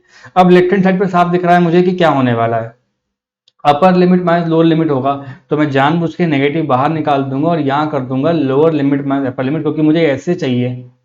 ठीक, यहाँ आ रहा है माइनस ऑफ के क्यू का टर्म आ रहा है, और सबको पता है कि 1/r² का इंटीग्रेशन कितना होता है बच्चों, ये होता है माइनस में 1/r। हम कहाँ से कहाँ जा रहा है, ए से लेके बी तक, इससे इसको हटा दीजिए, आपका आंसर आ चुका है डेल्टा वी, जिसको आप वी बोलते हो कैपेसिटर के चैप्टर में, ये हो जाता है के क्यू। और बच्चों upper limit minus lower limit मत करने लग जाना, माइनस लगाए तो lower limit minus upper limit हो जाएगी, तो कहने का मतलब है 1/a माइनस 1/b होना चाहिए। इसका एलसीएम ले लीजिए, कोई बड़ी बात नहीं है, तो हो जाएगा के क्यू बच्चों b minus A divide by A into B. अब मैं बोलता हूँ आपसे कैपेसिटेंस बताइए कितना होगा, तो बोलोगे सर अभी बताते हैं। c होता है बच्चे लोग q/v, ये होता है ना, तो पहला टारगेट करना चाहिए बच्चों को कि कहीं से भी ना v पता कर लें, तो हमने v पता कर लिया है, उसको यहाँ रख दो, आ गया आप लोगों का आंसर। तो ये आ रहा है बच्चों देखो, ठीक है, यहाँ रख रहा हूँ मैं इसको b minus A divide by A into B, इसको ढंग से लिख लीजिए, k का मतलब होता है 1/4πε0, तो ऊपर आ जाएगा वो इंटू ए इंटू बी, और नीचे क्या आ जाएगा आपका b माइनस ए। बच्चों ये आपकी कैपेसिटी है, और बेसिकली जो ये आखिरी में आया ना आपका आंसर ये वाला, ये उसका इक्विवेलेंट रेडियस है। तो ये बन गया अपना पुराने टॉपिक की तरह 4πε0 इंटू r0 की तरह। ये क्या है बच्चों आपका कैपेसिटर, क्या है ये कैपेसिटर, दैट्स इट, इतना ही बस समझना है अपन को। एग्जाम में स्फेरिकल आता है तो सबसे पहला रीजनिंग दोगे कि इलेक्ट्रिक फील्ड रहती है क्योंकि पोटेंशियल का डिफरेंस है, और फिर सारी कहानी आपके सामने छाप दीजिएगा पेपर में, ठीक है। तो बच्चों देखो सिलेंड्रिकल कैपेसिटर कैसे स्टडी करते हैं, मेरे पास ना सिलेंड्रिकल कैपेसिटर में दो कंडक्टर्स रहेंगे, आपको दिखाई दे रहे होंगे, और उन्हीं दोनों कंडक्टर को बच्चों मैंने क्या करा है साथ में रख दिया है सेम एक्सिस के साथ। तो देखो इनका जो कॉमन ये जो सेंटर का एक्सेस होगा ना वो पहले अपन ड्रॉ कर लेते हैं, और वहीं से अपन बातें करेंगे। जो इंटरनल जो कंडक्टर है उसका रेडियस a है, एक्सटर्नल वाले का बच्चों b कर लेते हैं। जनरली बुक्स वगैरह में r1 r2 भी दिया होता है, मैं a और b से पढ़ा रहा हूँ आपको। बाहर वाले को बच्चों आप ग्राउंडिंग कर दो और अंदर वाले के पास प्लस का चार्ज दे दो, तो जब चार्ज दोगे तो बच्चों ये पूरी तरह इसके अक्रॉस में इस तरह से डिस्ट्रीब्यूट हो जाएगा। ये हम लोगों को समझ में आना चाहिए हमेशा, ठीक है। इस तरह से हमारा चार्ज क्या हो जाएगा, डिस्ट्रीब्यूट हो जाएगा। चार्ज अगर डिस्ट्रीब्यूट होता है तो बच्चों जो बाहर का जो आपका सिलेंडर है ना उसके इनर साइड में माइनस का चार्ज आ जाएगा, और जैसे ही इस तरह की बात यहां पर होगी वैसे ही बोलोगे सर जी एक जगह पे प्लस का पोटेंशियल है एक जगह पे माइनस का है, तो फील्ड तो पक्के से जाएगी वहां पे। बात समझ रहे हो, एक जगह क्या है प्लस का पोटेंशियल है और एक जगह पे माइनस का पोटेंशियल है, तो क्या होगा, इलेक्ट्रिक फील्ड नहीं जाएगी बच्चों, तो बोलोगे सर बिल्कुल जाएगी। So you can say that some electric field must be going. तो ऐसे बनता है इलेक्ट्रिक फील्ड का डायग्राम बच्चों, जो मैं आपको बना के बता रहा हूँ। द फील्ड, किन्हीं भी दो कंडक्टर ने अगर मिलकर फील्ड को ट्रैप कर लिया तो वो बन जाएंगे बच्चों, उसी मोमेंट वो लोग कैपेसिटर बन जाएंगे। Two conductors place close to each other in a insulating medium forms a capacitor. फिर बोलोगे सर ये रेड वाला क्या कर रहा है यहाँ पे, तो मैं बोलूंगा बच्चे लोग रेड वाला अपनी हेल्प के लिए ही है, रेड वाला हमारे हेल्प के लिए है। उसका मतलब है वो एक तरह का गॉसियन सरफेस होता है जो मदद करेगा आपका इलेक्ट्रिक फील्ड निकालने में। देखो कैसे, एक्सिस से डिस्टेंस यहाँ से यहाँ तक का आर कर दूंगा तो थिकनेस कितनी हो जाएगी, तो बोलोगे सर डी आर पे जो इलेक्ट्रिक फील्ड होगी बच्चों उसका डायरेक्शन और डी आर का डायरेक्शन बिल्कुल सेम हो जाएगा। तो स्टार्टिंग ही वहीं से की जाती है, that electric field exist due to potential difference. तो dv का फॉर्मूला दुनिया जानती है, minus of E dot D R होता है बच्चों। इन पे सर पे वेक्टर लगाने की जरूरत नहीं पड़ेगी अगर आप यहाँ पे सेम डायरेक्शन से इसको स्टडी करते हो तो। ठीक, अब मैं इसको इंटीग्रेट कर दूंगा, अपना आंसर देख लूंगा। कहां से कहां जा रहे हैं अपन, तो हो जाएगा ए टू बी, हम जा रहे हैं बच्चों ए टू बी। ठीक है, और पोटेंशियल क्या रहेंगे उनके पास, वी पॉजिटिव से लेके वी नेगेटिव। आप जा रहे हो बच्चों ए से लेके बी, क्योंकि आपको डायग्राम में दिख रहा होगा इलेक्ट्रिक फील्ड जाती है from A to be. Left hand side पर बच्चों यहाँ पे कोई नहीं है, तो आंसर हो जाएगा वी, इसका इंटीग्रेशन में आ जाएगा और यहाँ हो जाएगा वी पॉजिटिव और वी नेगेटिव। ध्यान रखें ऐसे ही लिख देना अभी फिलहाल तो नेगेटिव में। अभी कितना होगा ये आपको मुझे बताना है। तो बच्चों ये जो इलेक्ट्रिक फील्ड होगा ना, ये आपका लाइन चार्ट से गॉस लॉ के एप्लीकेशन से आता है। तो इलेक्ट्रिक फील्ड यहाँ पे मैं लिख देता हूँ, मुझे ध्यान में है value 2k lambda divide by are का टर्म आता है बच्चों। ये लाइन चार्ज वाला आंसर है, लाइन चार्ज वाला आंसर है। अगर आप रेड वाले को एज अ गॉसियन ट्रीट करोगे तो आपको दिखाई दे जाएगा कि जो सिलेंडर है उसकी लेंथ एल है और चार्ज कितना है क्यू, तो यहाँ पे लैम्डा का टर्म आ जाएगा चार्ज ओवर लेंथ। इस बात का ध्यान कोई नहीं वो करेगा, दिमाग से कोई नहीं निकालेगा। ये लैम्डा होता है चार्ज पर यूनिट लेंथ, तो वही चीज़ यहाँ लगने वाली है। इंटीग्रेट करूंगा मैं यहाँ पे 2k lambda divide by R dot D R. बच्चा लोग जो कॉमन आ रहा है उसको बाहर निकाल लीजिए, कोई घबराने वाली बात ही नहीं है। तो नेगेटिव लिखा हुआ है बच्चों, ये ए से लेके बी तक जाता है और मैंने 2k लैम्डा को बाहर निकाल लिया। इंटीग्रेशन अकेले 1 bye R dot D R का होना है, वो भी कहाँ से कहाँ तक का होना है, ए टू बी तक का होना है। लेफ्ट हैंड साइड पे होता तो बच्चों upper limit minus lower limit है, ध्यान रखना, लेकिन मैं जानबूझ के यहाँ पे नेगेटिव बाहर निकालूंगा और ये ऐसा लिखूंगा पॉजिटिव माइनस नेगेटिव, ताकि मैं इधर वाले नेगेटिव से उसको कैंसिल करा सकूं। अब integration of 1 bye R dot D R कितना होता है, तो बोलोगे सर ये तो अपन को पता है कितना होता है, मालूम है ना अपन को, 1/x डॉट डी एक्स का इंटीग्रेशन बच्चों ये होता है ln x। तो वही आपको लिखना है नेचुरल लॉग ऑफ r, जिसकी लिमिट जा रही होगी, यहाँ पे a लिखा होगा यहाँ पे b लिखा होगा, बात खत्म। इतना ही करना है अपन को बस।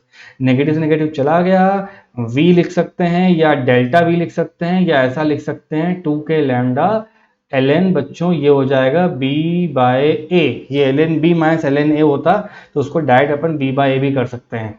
अब आप बोलोगे सर अब टाइम आ गया इसका कैपेसिटेंस बताने का। तो कैपेसिटेंस इसको C से देखा जाता है बच्चे लोग, ये Q बाय V का टर्म होता है। तो Q को अपन ऊपर से क्या लिख सकते हैं, बोलोगे सर लैम्डा इंटू एल लिख सकते हैं। तो लैम्डा इंटू एल मैंने भी कर लिया और नीचे आ जाएगा 2k लैम्डा, नेचुरल लॉग लिखा है और B बाय A लिखा है। यही तो आपका आंसर है बच्चों C। अब K की वैल्यू होती है 4 पाई एप्सिलॉन नॉट, ऊपर L भी लिखा हुआ है, नीचे 2 है और ln हो गया और ये हो जाएगा b बाय ए। तो 2 से 2 को हटा दो बच्चों, तो याद करना ये सिलेंडर का फॉर्मूला होता है 2 पाई एप्सिलॉन नॉट l और नीचे आता है नेचुरल लॉग बड़ा वाला रेडियस डिवाइड बाय स्मॉल वाला रेडियस। ये अपना बच्चों एक एक्सप्रेशन बन रहा है सिलेंड्रिकल कैपेसिटर का। This is the capacitance formula for your, यहाँ पे मैंने लिख दिया बच्चों cylindrical capacitor. Okay, so now students potential energy को डिस्कस कर लेते हैं। क्या होगा पोटेंशियल एनर्जी का मतलब, बच्चों पोटेंशियल एनर्जी का एक जनरल सा नोशन दिमाग में मैंने आप लोगों को बता रखा है कि ये एक तरह का वर्क डन ही होता है। अगर एक्सटर्नल को एजेंट करता है तो वो पोटेंशियल एनर्जी डायरेक्ट कहलाता है, और इंटरनल अगर वर्क डन होता है तो उसका नेगेटिव डाल के करवाया जाता है। ये मैं बार बार लिखते आता हूँ, अपन इलेक्ट्रोस्टैट में पढ़ चुके हैं ये सारी चीजें। डायग्राम में समझते हैं क्या है। जैसे बच्चों आप इसको कनेक्ट करते हो एक्सटर्नल सेल या बैटरी से बच्चों, वैसे ही क्या होता है चार्जेस फ्लो करना शुरू करते हैं। प्रैक्टिकली बात करूं तो इलेक्ट्रॉन्स यहाँ से ऐसे निकलना शुरू होते हैं बच्चों, और यहाँ भी इलेक्ट्रॉन्स नीचे की तरफ आते हैं तो प्लस का चार्ज बढ़ना शुरू होता है। तो दिमाग मान के चलो कि एक पहला प्लस का चार्ज आके यहाँ पे आके बैठ गया, तो जब अगला प्लस का चार्ज आएगा तो वो तो उसको रिपेल करेगा ना बच्चों, है ना, ऑब्वियसली बात है। ये तो पीछे की तरफ क्या हो जाएगा, इलेक्ट्रिक फोर्स लगाएगा। तो उसको ओवरकम करने के लिए हमें बाहर से एक वर्क करना पड़ेगा, क्योंकि इसका पोटेंशियल ज्यादा है तो इसका कहना माना जाएगा। और यही एक्सटर्नल वर्क डन से धीरे धीरे करके यहाँ पे चार्जेस बच्चों बढ़ने लग जाएंगे, और वही सेम चीज इधर नेगेटिव के साइड में भी चल रही होगी तो नेगेटिव में आ जाएगा। तो कहने का मतलब है द एक्सटर्नल वर्क डन, ठीक है, इज रिक्वायर्ड, ठीक है, to oppose the electric force. Electric force को अपोज से बेटर वर्ड रहेगा बच्चों, यहां पे ओवरकम लिख देता हूं मैं, to overcome the electric force. ठीक है, तो यही लिख सकते हैं अपन the work done on charging capacitor, the work done on capacitor gets converted into, किसमें कन्वर्ट हो जाएगा बच्चों, कन्वर्टेड इनटू पोटेंशियल या इलेक्ट्रोस्टैटिक पोटेंशियल एनर्जी। इतना अपन को लिखना आना चाहिए, इसके अलावा अपन को सब बन जाएगा बच्चों। वही बात है यहाँ पे, मान लो एक बकेट है मेरे पास, इस बकेट के पास किसी एक लेवल तक कुछ चार्ज रखा हुआ है, तो बोलोगे सर जी V है हमारे पास, चार्ज क्यों रखा है। अब बच्चों इसको थोड़ा और बढ़ने का ट्राई करते हो आप, तो क्या करा आपने यहाँ पे, थोड़ा सा वो चार्ज लेकर आ गए, तो उसको बच्चे लोग DQ बोलेंगे, राइट। इस DQ को करने के लिए कुछ काम किया आपने एक्सपेरिमेंट, DW बोलेंगे उसको। और 10th क्लास का बच्चा भी जानता है कि पोटेंशियल का फॉर्मूला होता है work done upon charge, cross multiply कर लीजिए, तो यहाँ से क्या हो जाएगा, work done equals to Q into V हो जाएगा। आ रही बात समझ में, तो इसी को कैरी फॉरवर्ड कर रहा हूं, देयरफॉर जो छोटा वाला वर्क डन हो जाएगा वो हो जाएगा बच्चों V dot DQ। DQ charge को यहाँ पे स्टोर कराने के लिए, मतलब अब अकेला DQ चार्ज को लाने के लिए ऑलरेडी वहां पे Q प्लस और माइनस के होंगे, उसको लाने के लिए कुछ वर्क डन करना पड़ रहा है। इंटीग्रेट करते आंसर मिल जाएगा बच्चों, ये आपका लेफ्ट साइड में वर्क डन आ जाएगा, और V को अपन लिखते हैं Q by C dot of DQ, कहाँ से कहाँ तक, 0 से लेके Q तक का वो चार्ज करेगा। 1/c बाहर निकाल लीजिए, इंटीग्रेशन खाली किसका होना है, Q डॉट DQ का होना है, जो मैं समझता हूँ पूरी क्लास को पता होगा। तो वर्क डन कितना हो गया, 1/c, ये हो जाएगा बच्चों Q स्क्वायर बाय 2, पावर में बढ़ा देते हैं वो नीचे वही आ जाता है बच्चों, ये तो होता है इंटीग्रेशन का मतलब। तो प्रैक्टिकली बात करूं तो ये 1/2 लिखा है, और ये ऊपर लिखा है Q स्क्वायर बाय 2c। तो ऐसा करके आपको दिमाग दिमाग चलाना है अपना, और यही वर्क डन आगे जाके क्या बन जाएगा, एनर्जी, जिसका फॉर्मूला होता है Q square by 2c। Right बच्चों, ध्यान रखें पोटेंशियल का ये फॉर्मूला होता है। ओके, तो बच्चों आपके पास एनर्जी का फॉर्मूला एक तो मिल गया है Q स्क्वायर बाय 2c, और आप लोग जानते हो कि Q का फॉर्मूला होता है C इंटू वी, तो इस फॉर्मूले को यहाँ पे रख दीजिए, तो आपको एक नया फॉर्मूला मिल जाएगा, ये हो जाएगा C square V square divide by 2c, एक से चला जाएगा, तो बच्चों ये कई बार इस्तेमाल किया जाने वाला फॉर्मूला है 1/2 CV स्क्वायर। ठीक है, एक फॉर्मूला ये हो गया, फॉर्मूला नंबर 1, फॉर्मूला नंबर 2, और थर्ड फॉर्मूला यहाँ दे देता हूँ मैं आपको। न्यूमरेटर में लिखा हुआ है Q का स्क्वायर, नीचे लिखा है बच्चों 2 इंटू सी, सी को और क्या बोल सकते हैं अपन लोग, Q बाय V बोल सकते हैं, Q से Q चला जाएगा अपना, तो कितना आंसर आया, 1/2 आया, Q भी आया, V भी आया। बच्चों लोग ये भी अपना एक आंसर बनता है। टोटल 3 फॉर्मूले होंगे आपके पास पोटेंशियल एनर्जी जब भी पेपर में आ जाए, और बच्चों ये आपको डायग्राम देख के, उस कंडीशन को देख के समझ में आ जाएगा कि यहाँ पे चल क्या रहा है। यहाँ मैंने आपको एक ही अंडरलाइन कंसेप्ट बताया है कि एक्सटर्नल वर्क डन किया जाएगा इस DQ को यहाँ पे स्टोर करने के लिए, जैसे कि आपको एक्सटर्नल चार्ज लेकर आना है बकेट के अंदर, तो आपको वर्क डन करना पड़ेगा। राइट बच्चों, तो बच्चे लोग आप लोगों को एनर्जी का फॉर्मूला तो मिल चुका है कि किसी भी कैपेसिटर के पास एनर्जी कितनी होती है, तो बोलोगे सर 1/2 होता है, और ऊपर लिखते हैं Q स्क्वायर बाय 2c, है ना, Q स्क्वायर बाय 2c एक जनरल फॉर्मूला होता है। एक फॉर्मूला होता है बच्चों हमारे पास 1/2 CV स्क्वायर, और एक और फॉर्मूला होता है हाफ लिखते हैं यहाँ पे Q इंटू वी करते हैं। अब क्वेश्चन क्या कह रहा है कि कितना लॉस हो जाएगा पोटेंशियल एनर्जी में अगर आप रीडिस्ट्रीब्यूशन करते हैं, तो इसका डेरिवेशन बच्चों एग्जाम में पूछा नहीं जाता है, इस पे बेस्ड क्वेश्चन एनसीईआरटी में दे रखा है, तो एनसीईआरटी के पर्सपेक्टिव से मैं बता रहा हूँ आप लोगों को करना क्या है यहाँ पे। मान लीजिए कि स्टार्टिंग में कंडक्टर के पास पोटेंशियल कितना है V1, और बाद में, और दूसरे वाले के पास कितना है बच्चों V2, V1 V2 है हमारे पास, और कैपेसिटी कितनी है हमारे पास बच्चों, ये टर्म है C1 का C2 का, इनको कंबाइन कर देंगे, तो जब चार्जेस वगैरह आपके फ्लो कर रहे होंगे बच्चों, तो कुछ एनर्जी का लॉस हो जाएगा, तो इनिशियल जो एनर्जी आएगी वो हो जाएगी इनिशियल, और फाइनल जो कलेक्टिव आएगी बच्चों वो हो जाएगी फाइनल। तो जो पोटेंशियल एनर्जी का लॉस पता करेंगे ना, लॉस का मतलब होता है शुरू में ज़्यादा होगा और बाद में कम होगा, ये हो जाएगा इनिशियल माइनस फाइनल। इसका आपको फॉर्मूला याद करना है बच्चों, ये होता है 1/2 C1 C2 लिखते हैं divide by C1 plus C2 करते हैं, और V1 माइनस V2 का स्क्वायर कर देते हैं। दिस इज द फॉर्मूला जो मैं मानता हूं कि पूरी क्लास अभी फिलहाल के लिए याद कर ले। इसका डेरिवेशन मैंने सेपरेटली वीडियोस में करा रखा है, वहां से जाके पढ़ लीजिएगा, इसी प्लेलिस्ट में करा रखा है यूट्यूब पर ही। फिर बच्चे लोग आप लोग ना यहाँ पे लिख सकते हो, ये लॉस ऑफ पोटेंशियल एनर्जी के टर्म में आएगा, तो करना कुछ नहीं है, दोनों कैपेसिटी को मल्टीप्लाई करना है, डिवाइड में ऐड कर देना, और V1 माइनस V2 बच्चों ये शुरुआत वाले पोटेंशियल होंगे V1 माइनस V2, क्योंकि बाद में तो एक कॉमन पोटेंशियल आ जाता है, बाद में बच्चा लोग एक कॉमन पोटेंशियल आ जाता है हमारे पास। ठीक है, इस बात का ध्यान रखें और अपना काम होता रहेगा ऐसे ही। ठीक है, सो स्टूडेंट्स अब अपन लोग ना इसको सीरीज में अंडरस्टैंड कर लेते हैं कि जब कैपेसिटीज आपकी मान लो C1 C2 और C3 जब सीरीज में लगे तो क्या हो जाएगा। तो इनका जो इक्विवेलेंट होता है उसको बच्चों अपन CS कहते हैं। दोनों सर्किट यहाँ पे बराबर के फॉर्म में दे रखी हैं। सबसे पहले ये ध्यान रखो कि बैटरी के पास जो पोटेंशियल होगा बच्चों वो V के टर्म में होगा, और वो तीनों के तीनों डिस्ट्रीब्यूट करा लेंगे अपने आप में। ऐसा इसलिए होता है कि कोई बैटरी है वो एक तरह से ऐसे काम करती है, हमने करंट में पढ़ चुका है ये, कि चार्ज लेगा बच्चों और यहाँ से इसको उतना ही चार्ज चाहिए होगा। तो देखो हम ऐसा लिख सकते हैं व्हेन द इक्वल चार्ज, जब सेम चार्ज है ना पासेस थ्रू कैपेसिटर,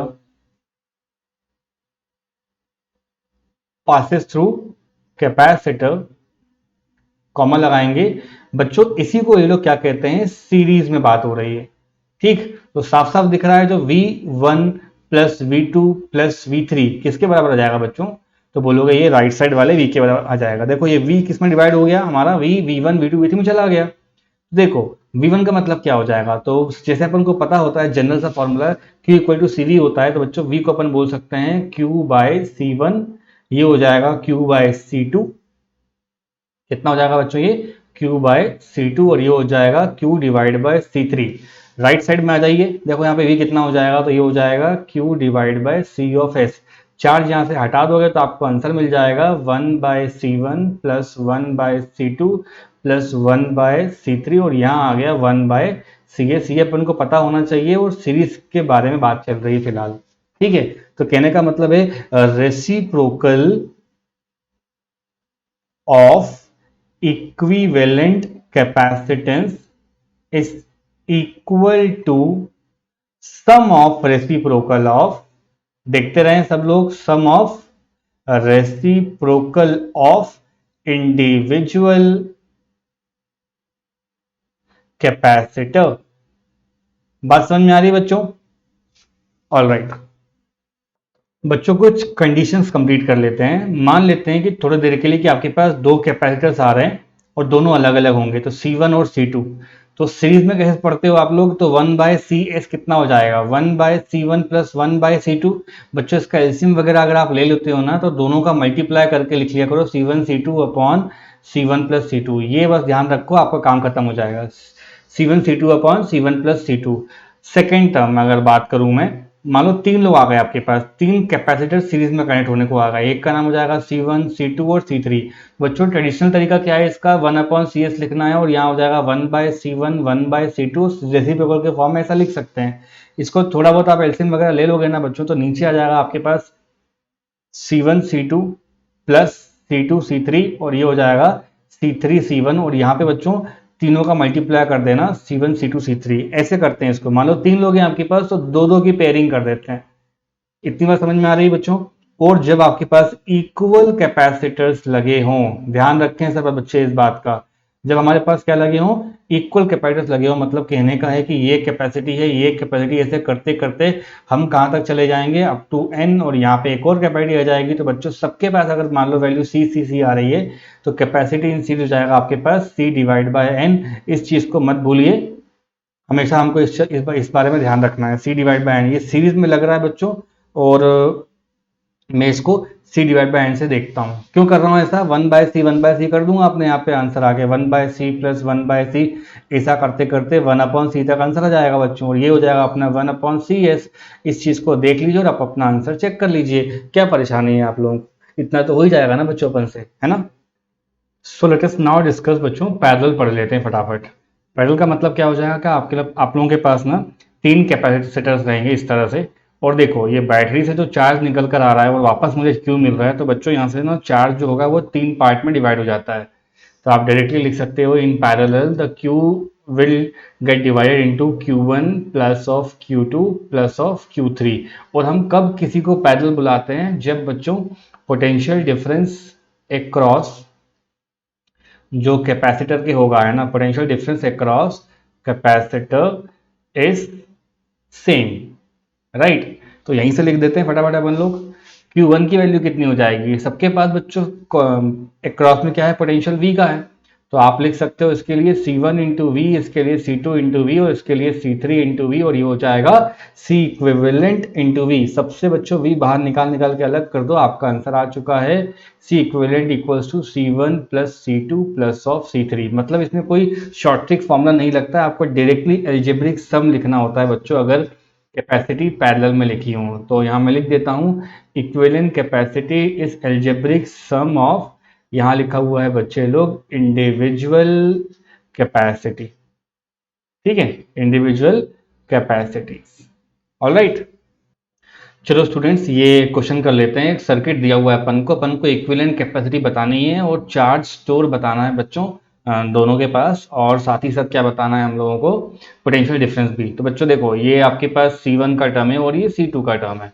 तो पहला वाला पार्ट अगर सॉल्व करेंगे तो इक्विवेलेंट कैपेसिटी कितनी हो जाएगी बच्चों, जब दो लोग सीरीज में होते तो कैसे पढ़ते हैं अपन, C1 into C2 divide by C1 plus C2, तो ये हो जाएगा 3 2 जा 6 और 6/5 माइक्रो फैरेड। तो ये हो गया पहले वाले का आंसर। दूसरे वाले का आंसर बच्चों ये ऐसे समझ के चलो कि ये जो 100 वोल्ट है, इससे जितना चार्ज निकल कर जाता है वो दोनों के पास सेम चार्ज जाएगा बच्चों। तो बेसिकली Q का मतलब हो जाएगा C इंटू वी होता है, सुना होगा आप लोगों ने ना।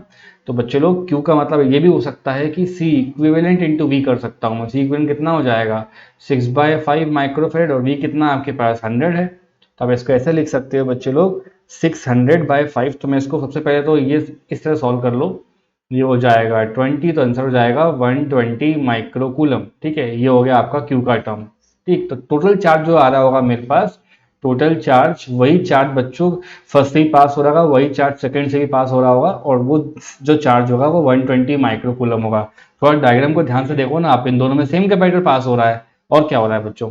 थर्ड क्वेश्चन में ये कहता है अपन से कि पोटेंशियल डिफरेंस बताना है। अब यहाँ थोड़ा दिमाग लगेगा, क्योंकि ये 100 वोल्ट है और 100 वोल्ट इन दोनों के पास अपने अपने हिसाब से लगा होगा। तो ये हो जाएगा V1, ये हो जाएगा V2। आपको पता होता है कि Q बराबर CV होता है और सीरीज में चार्ज कांस्टेंट होता है। तो कहने का मतलब है कैपेसिटी इनवर्सली ऑफ V आती है, मतलब V1/V2 अगर करना है तो यहाँ हो जाएगा C2/C1। तो C2 कितने का है बच्चों, 3 माइक्रोफैरेड का है, और ये कितने का है बच्चों लोग, 2 माइक्रोफैरेड का है।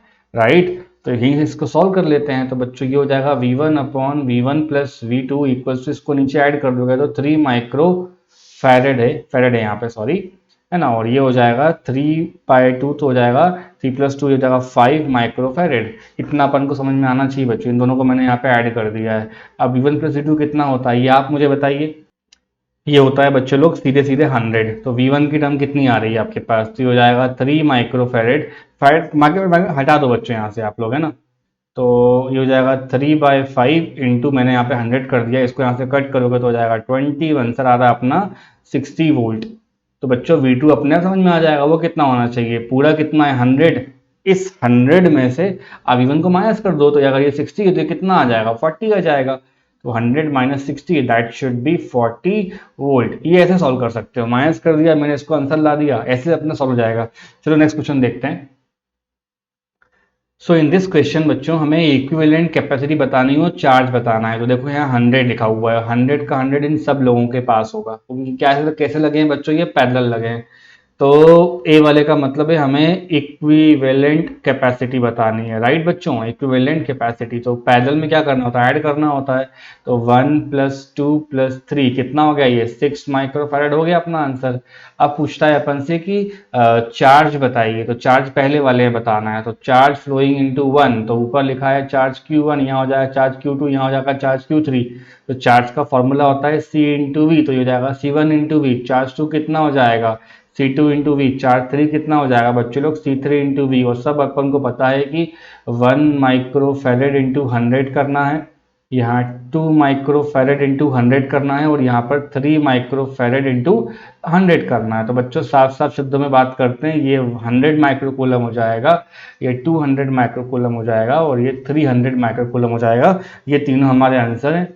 ठीक है, 300 माइक्रोकूलम हो जाएगा। इन तीनों को ऐड कर दूंगा तो फिर से कितना हो जाएगा मेरे पास, ये 600 माइक्रोकूलम में आंसर आ जाएगा मेरा। तो ये अपना टोटल चार्ज रहेगा। ठीक है, so students let us now discuss dielectrics. ये करते क्या है, तो मान लीजिए पहले अपना जो मीडियम है, दोनों प्लेट्स के बीच में वो एयर से बना हुआ है। तो एयर का मतलब होता है बच्चे लोग एप्सिलॉन नॉट। तो अगर इसको आप लोग किसी कैपेसिटी के अंदर रखते हो, मान लो इसको चार्ज वगैरह आपने अगर करते हो बच्चों, तो यहाँ जो इलेक्ट्रिक फील्ड बनती है वो सबसे बढ़िया फील्ड बनती है।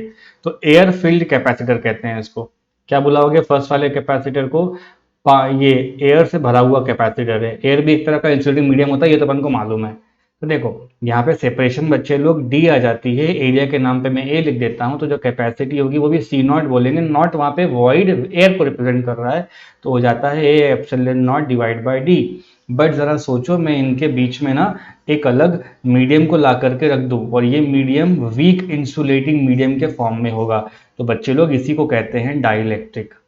क्या बुलाओगे आप लोग, डाइलेक्ट्रिक। तो लिखना पड़ता है a dielectric is a dielectric is a weak insulator. क्या होता है बच्चे लोग? वीक इंसुलेटर होता है। आप लोगों ने वो फैन के कैपेसिटर्स देखे होंगे ना बच्चों, तो उसके जो दोनों टर्मिनल्स होते हैं ना, उनके अंदर अगर देखोगे जाके तो इतने पास पास इसलिए लगा रखते हैं कि वो लोग अंदर प्लास्टिक की फिल्म से उसको इंसुलेट करके रखते हैं। तो यहाँ अपन ये बोल सकते हैं कि ये एक तरह का इंसुलेटिंग मीडियम की तरह बिहेव करता है। ऐसा कर देने से इसकी कैपेसिटी बच्चों बहुत ज़्यादा टाइम बढ़ जाती है। तो आप बोलोगे सर जी, एयर के लिए अगर एप्सिलॉन नॉट लिखते हैं तो किसी मीडियम के लिए अपन मीडियम की प्रॉपर्टी लिखते हैं। तो यहाँ हो जाएगा नया वाला कैपेसिटी, उसको बोलोगे आप A epsilon divide by D. फिर आप बोलोगे इलेक्ट्रोस्टैटिक में कि एप्सिलॉन को क्या बोलते हैं? Epsilon naught into epsilon R. बहुत ध्यान से पढ़ना बच्चों क्या बता रहा हूँ मैं। और इसको बोल सकते हैं एप्सिलॉन नॉट इंटू बड़ा वाला के, और बड़े वाले के को ही अपन बोलते हैं डाइलेक्ट्रिक कांस्टेंट। तो यहाँ आ गया अपना new capacity equals to A divide by D, और यहाँ हो जाएगा एप्सिलॉन इंटू कैपिटल के। बात समझ में आई? और बच्चों ये वाली वैल्यू किसके बराबर होगी? आपकी एयर फिल के बराबर होगी। तो आंसर क्या निकल के आ रहा है कि जो नया कैपेसिटी है वो के टाइम्स पुराना वाला कैपेसिटी के बराबर हो जाता है। अब ये के क्या आ रहा है, कैसे आ रहा है, क्यों आ रहा है, अपन इसको नेक्स्ट पेज पे पढ़ लेते हैं। अभी इसको नॉर्मल तरीके से समझ लो कि सर ने क्या किया होगा, एक नया मीडियम ले जा करके रख दिया होगा। ठीक है, ऐसा करने से बच्चों हमारी कैपेसिटी क्या होती है, बहुत टाइम बढ़ जाती है। कितने टाइम बढ़ेगी? तो बोलोगे सर जी आपने यहाँ पे डाइलेक्ट्रिक को लगाया है ना, तो डाइलेक्ट्रिक लगाने से उसकी जो वैल्यू होती है के की, वो के टाइम्स बढ़ जाती है। ठीक है, तो नेक्स्ट पेज पे क्या लिख सकते हैं अपन? ऑन इंसर्टिंग, ठीक है, on inserting dielectric the capacity. देखो तीन बातें होती हैं कैपेसिटी के साथ। द कैपेसिटी इंक्रीजेस के टाइम्स, मतलब मेरे कहने का है कि नया कैपेसिटी हो जाएगा पुराना वाला कैपेसिटी इंटू के। नया वाला वोल्टेज हो जाएगा पुराना वाला वोल्टेज डिवाइड बाय के। नया इलेक्ट्रिक फील्ड हो जाएगा पुराना वाला इलेक्ट्रिक फील्ड डिवाइड बाय के। पुराने वाले का मतलब होता है बच्चों यहाँ पे एयर में, एयर में जो इलेक्ट्रिक फील्ड होगी वो कितनी हो जाएगी? ई नॉट। यहाँ कितनी फील्ड होगी बच्चों? उसको ई बोलोगे और बोलोगे वहां से सर ई नॉट बाय के करके अपन को लिखना है। इसको यहाँ पे डैश समझा रहा हूँ मैं आप लोगों को। तो समझ लो कि ये दोनों के दोनों क्या हो रहे हैं? डिक्रीज हो रहे हैं। क्या हो रहे हैं? डिक्रीज बाय के टाइम्स। ये अपन को ध्यान रखना है। और ये भाई साहब क्या हो रहे हैं? इंक्रीज हो रहे हैं। तो बेसिकली क्या है, हम डायलेक्ट्रिक रखते हैं तो जो कैपेसिटी है वो के गुना बढ़ जाती है। फिर एग्जाम में आता है कि भैया इसके बेनिफिट्स क्या हैं डाइलेक्ट्रिक के, तो मैं यहाँ लिख देता हूँ बेनिफिट्स ऑफ डाइलेक्ट्रिक। एक सबसे बड़ा बेनिफिट है वो बताता हूँ मैं आपको बच्चों। अब ना आप लोग ना दो जो मेटल के प्लेट्स होते हैं ना, उन लोगों को बहुत नज़दीक रख सकते हो। बहुत नज़दीक रखने से उनके बीच में जो डेल्टा वी का टर्म होता है ना बच्चों, वो बढ़ जाता है, वो बहुत कम हो जाएगा और कैपेसिटी बढ़ जाएगी। तो ये जो बीच में इंसुलेटिंग मीडियम आया है ना, ये प्रॉब्लम सॉल्व कर देगा उनको क्लोजली रखने के। तो यही तो अपन देखते हैं अपने जो फैन में लगा होता है ना कंडेंसर, उसकी बात हो रही है। तो it solves the problem, it solves the problem of placing the metal plates, placing the metal plates at a very near place, है ना, बहुत पास में उसको अपन रख सकते हैं। दूसरा बच्चों, जो कैपेसिटी होती है वो बढ़ जाती है। तो मैं वो पॉइंट भी यहां लिख देता हूं, द कैपेसिटी इंक्रीजेस के टाइम्स। ठीक है, के क्या है बच्चों? डाइलेक्ट्रिक का कांस्टेंट है। ओके, तो बच्चों इलेक्ट्रिक फील्ड अपन पता करते हैं डाइलेक्ट्रिक के अंदर कैसे बनती है। एक बात तो बिल्कुल क्लियर है, इलेक्ट्रिक फील्ड जो एयर में होती है उसको अपन ई नॉट कहते हैं और डिवाइड बाय बच्चों के हो जाता है, और यही होती है electric field inside the dielectric. क्योंकि पोटेंशियल भी कितना हो जाता है यहाँ पे? वी नॉट डिवाइड बाय के, मतलब दोनों के दोनों के टाइम्स कम हो जाते हैं, लेकिन जो कैपेसिटी होती है ना बच्चों, वो पुरानी वाली कैपेसिटी से मल्टीप्लाई हो जाती है। देखो यहाँ पे क्या कर रहे हैं सर, मान लेते हैं थोड़ी देर के लिए कि आपके पास क्या है? डाइलेक्ट्रिक है। डाइलेक्ट्रिक का बेसिक मतलब क्या होता है? तो कहोगे सर वीक इंसुलेटर है। वीक इंसुलेटर का मतलब है इसके पास ना बच्चों बहुत कम क्वांटिटी में क्या रहेंगे? इलेक्ट्रॉन्स रहेंगे, मतलब बहुत चार्जेस बहुत कम क्वांटिटी में रहेंगे। तो बच्चों बाहर की तरफ ना कैपेसिटर की वाकई में मैंने प्लेट्स लगा के रखे हैं, देखो इस तरह दिख रहा होगा आप लोगों को। और एक तरफ बच्चे लोग नेगेटिव नेगेटिव डल रहा है, देखो अच्छे से समझ के चलो। तो जब प्लस लिखा है आपके पास यहाँ पे, प्लस से अगर इलेक्ट्रिक फील्ड जाती हुई दिखाई देगी तो बोलोगे सर सबसे मैक्सिमम फील्ड निकल के जा रही होंगी, और इन्हीं मैक्सिमम फील्ड को हम लोग क्या बोल देते हैं? ई का नॉट। और यहाँ पे ये बच्चे लोग एक मैक्सिमम फील्ड जा रहे होंगे, जहाँ जहाँ एयर में फील्ड बनती है ना वो ज़्यादा बनती है, ये याद कर लो आप लोग, तो मैं उनको ई नॉट बोलता हूँ। अब बात करते हैं डाइलेक्ट्रिक के अंदर की, इसकी कांस्टेंट की वैल्यू बच्चों के होती है, इसके पास लिमिटेड नंबर ऑफ इलेक्ट्रॉन्स होंगे।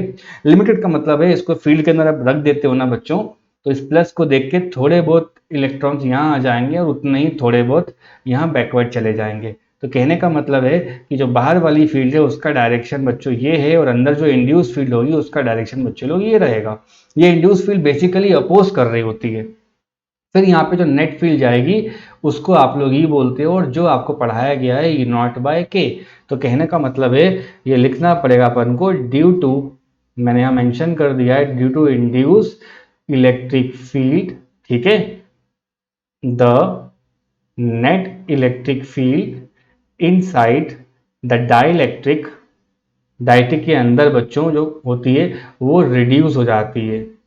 ठीक, तो देखो कैसे बोलोगे, राइट साइड में कौन जा रहा है, देखो ढंग से, मैक्सिमम एक्सटर्नल फील्ड, पीछे की तरफ कौन आ रहा है, तो बोलोगे सर जी इंड्यूस फील्ड, और ये दोनों मिलकर किसके बराबर हो जाएंगे, आपके इलेक्ट्रिक फील्ड जो डाइलेक्ट्रिक की होती है ना। ये की क्वेश्चन याद रखेंगे तो बहुत से क्वेश्चन बन सकते हैं। यहां से अगर मैं आपसे पूछूं बेटा इंड्यूस फील्ड कितना आएगा, तो इसको लेफ्ट साइड लेके चले जाना आप, तो कितना हो जाएगा आंसर, ये हो जाएगा E naught minus of E, इसको ऐसा लिख सकते हैं अपन लोग, E naught minus E naught by के।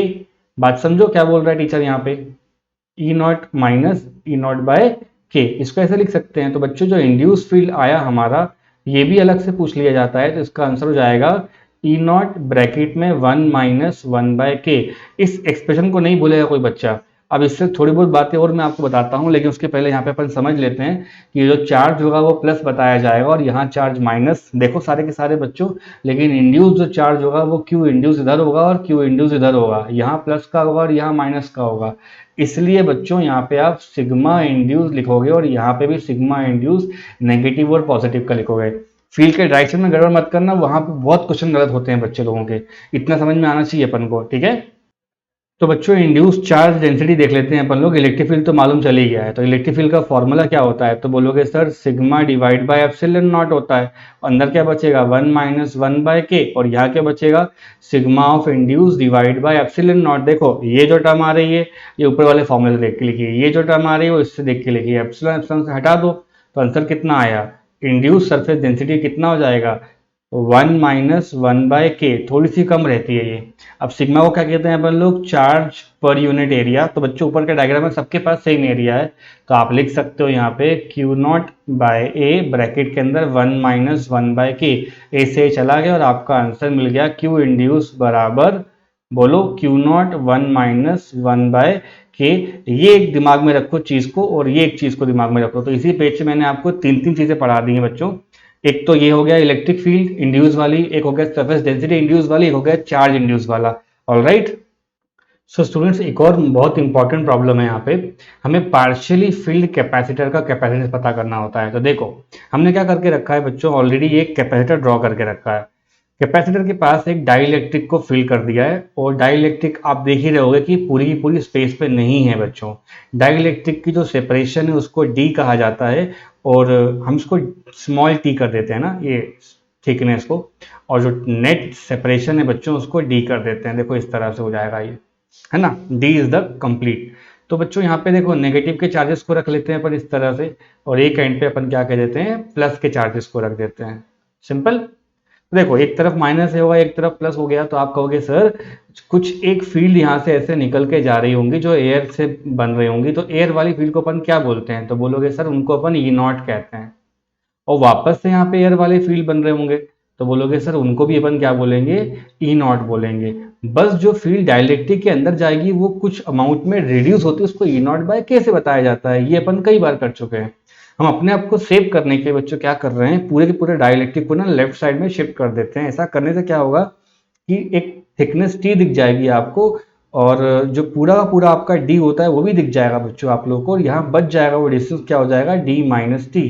तो समझने में बहुत आसानी हो जाएगी कि डाइलेक्ट्रिक के अंदर थोड़ी कम फील्ड चलती है जिनको अपन ई नॉट बाय के कहते हैं, और बाहर बच्चे लोग काफ़ी अच्छी फील्ड चल रही होती है जिन्हें अपन क्या बुलाएंगे, मैथमेटिकली समझा रहा हूँ मैं, सही लेफ्ट वाला ही है बच्चों, ठीक है, ये दोनों डायग्राम मैंने बराबर कर दिया, मैथमेटिकली ये बराबर दिख रहे होंगे आप लोगों को। ठीक है, सो पार्शियली फील्ड में किस तरह अंडरस्टैंडिंग होनी चाहिए। तो बच्चों सबसे बड़ी बात क्या लिखते हैं अपन, कैपेसिटेंस जब भी लिखा जाता है, कैपेसिटेंस किसी भी कैपेसिटर का, वो बच्चों ऐसा लिखा जाता है, ऊपर क्यू लिखते हैं अपन और नीचे ना वी का टर्म होता है। तो बेसिकली ये क्यू प्लस प्लेट का होता है और ये डेल्टा वी होता है। तो आपका पूरे पेज पे कहाँ ध्यान होना चाहिए कि डेल्टा वी अपन लिख लें। बच्चों इसके एक साइड पे ना वी पॉजिटिव का होगा और एक साइड पे वी नेगेटिव का होगा। आपको कुछ नहीं करना है, आपको प्लस से लेके माइनस तक का इलेक्ट्रिक फील्ड में केवीएल का इक्वेशन लिख लेना है। तो लिखते हैं अपन यहाँ पे, writing KVL equation for partially field. हम पार्शियली फील्ड के लिए क्या लिख रहे हैं, केवीएल का इक्वेशन लिख रहे हैं। इतना दिमाग में होना चाहिए। देखो शुरू कहां से कर रहा है बेटा, ये देखो सब लोग वी पॉजिटिव से, तो हम लिख सकते हैं यहाँ पे वी पॉजिटिव। वहां से आगे चलेंगे तो पोटेंशियल ड्रॉप हो रहा है, वो इलेक्ट्रिक फील्ड कहीं चल के जाती है ना तो लोअर पोटेंशियल पे जाती है। और आप सबको पता है कि वी का फॉर्मूला होता है ई इंटू डी। क्या होता है बच्चों, E into D from electrostatics. इस चीज को मत भूलना, आपका सारा काम हो जाएगा। इलेक्ट्रिक फील्ड क्या है बच्चों, जरा देख के बताओ, इलेक्ट्रिक फील्ड यहाँ पे कितनी हो जाएगी। तो बोलोगे सर ई नॉट बाय के है, और कितने डिस्टेंस में चल रही है वो, तो टी पे चल रही है। तो आंसर हो जाएगा minus of E naught by K into T. आप और आगे चल के जाओगे तो इलेक्ट्रिक फील्ड फिर से मिल रही है, वो कितने डिस्टेंस पर है बच्चों, डी माइनस टी। तो माइनस करके अपन लिखेंगे ई नॉट, ब्रैकेट में हो जाएगा डी माइनस टी बराबर करके वी नेगेटिव। चाहो तो बच्चों इसको डायरेक्टली भी याद कर सकते थे आप कि ये v positive minus v negative लिखा गया है, जो बेसिकली डेल्टा v का टर्म लिखा है, जो इस चैप्टर के लिए v माना जाता है। वो हो जाएगा बच्चे लोग E naught by K into T minus E not और ब्रैकेट के अंदर डी माइनस टी। अब जानबूझ के यहाँ से ई नॉट को बाहर निकाल लीजिए, ई नॉट को बेटा बाहर निकाल लीजिए, तो बच जाएगा क्या आंसर, देखो ये राइट साइड आके प्लस का बन जाएगा और ये हो जाएगा d plus T minus of T by K. थोड़ा ध्यान से देखो, ये d वाला टर्म प्लस में है और ये भी प्लस में है, तो d plus T minus of T by K. या तो इतना लिख सकते हो और या तो थोड़ा और इसको सॉल्व कर सकते हो। तो बच्चों जो v का टर्म आया तुम्हारा, वो आ रहा है साफ साफ d लिखा है ना। वो कैसे आ रहा है बच्चों, इसको सॉल्व कर लेते हैं अपन। ठीक है, थोड़ा सा ध्यान दे लो, वी हो जाएगा बच्चों, इलेक्ट्रिक फील्ड को अपन ऐसा और लिख सकते हैं, ध्यान देना यहाँ पे इलेक्ट्रिक फील्ड को, इसको लिख सकते हैं बच्चों sigma divide by epsilon naught, और ब्रैकेट में आ रहा है मेरे पास डी माइनस टी, है ना, D plus T minus of T by K. Okay, हम जानते हैं कि कैपेसिटी की फॉर्मूला होता है Q divide by delta we, और यहाँ से मुझे डेल्टा वी क्या मिल के रखा है बच्चों, ये ऐसा कुछ मिल रहा है ए एप्सिलॉन नॉट। ठीक है, पेपर में देखो यहाँ पे क्या लिखा है, Q by A epsilon naught D minus C करके टर्म मिल रहा है। तो इसको अपन वैसे का वैसे ही लिख लेते हैं फिलहाल की क्लास में। तो अभी ये हो जाएगा Q divide by A epsilon naught, और देखो बेटा यहाँ पे D minus T plus T by K का टर्म मिल रहा है, तो इसको लिख सकता हूँ मैं D minus T plus of T by K. ये टर्म ना बच्चों यहाँ पे रख लो आप, तो आपके पास कैपेसिटी किसकी मिल जाएगी, पार्शियली फील्ड वाले की मिल जाएगी। पार्शियली फील्ड तो Q divide by Q by A epsilon naught, bracket में आ रहा है D minus T plus T by K. 4 से 4 चला गया और आपका फाइनल आंसर भी आ गया बच्चों। न्यूमरेटर में आ रहा है हमारे पास ए एप्सिलॉन नॉट और नीचे आएगा D minus T plus T divide by के। कई बुक्स में ऐसे भी लिखा होता है बच्चों, मैं यहाँ पे लिख देता हूँ C partial field capacitor, A epsilon naught तो ऊपर रहेगा ही रहेगा, यहाँ पे ना ये नीचे वाले पार्ट में टी को कॉमन निकाल लेते हैं वो लोग, तो डी माइनस टी कर लेते हैं और ब्रैकेट में आ जाता है 1 माइनस 1 बाय के। ऐसा भी याद कर लोगे तो भी चल जाएगा, ऊपर वाला फॉर्मूला लिख लोगे तो भी चल जाएगा बच्चों। ये हमारा पार्शियली फील्ड है जो कि बहुत ही इंपॉर्टेंट है। ओके, सो बच्चों यहाँ हमारा ये चैप्टर बोर्ड पर्सपेक्टिव के हिसाब से खत्म होता है। इसमें कुछ क्वेश्चंस और कराए जाते हैं, जैसे कि अपन मान लो सीरीज पैरेलल से और क्वेश्चन कर रहे हैं, चार्जिंग वाले क्वेश्चन कर रहे हैं, रीडिस्ट्रीब्यूशन वाले कर रहे हैं। ये सारे हम लोगों ने अलग से सेपरेट प्लेलिस्ट बना के डाले हुए हैं, आप उसको चेकआउट कर सकते हो। बट अगर अपन वन शॉट में शॉर्ट रिविजन चाह रहे हैं बोर्ड पर्सपेक्टिव से, तो ये वीडियो काफ़ी रहेगा आप लोगों के लिए। Wish you all the best for the exams and many more videos are also coming. I will see you in the next class. Good bye बच्चों, ठीक है।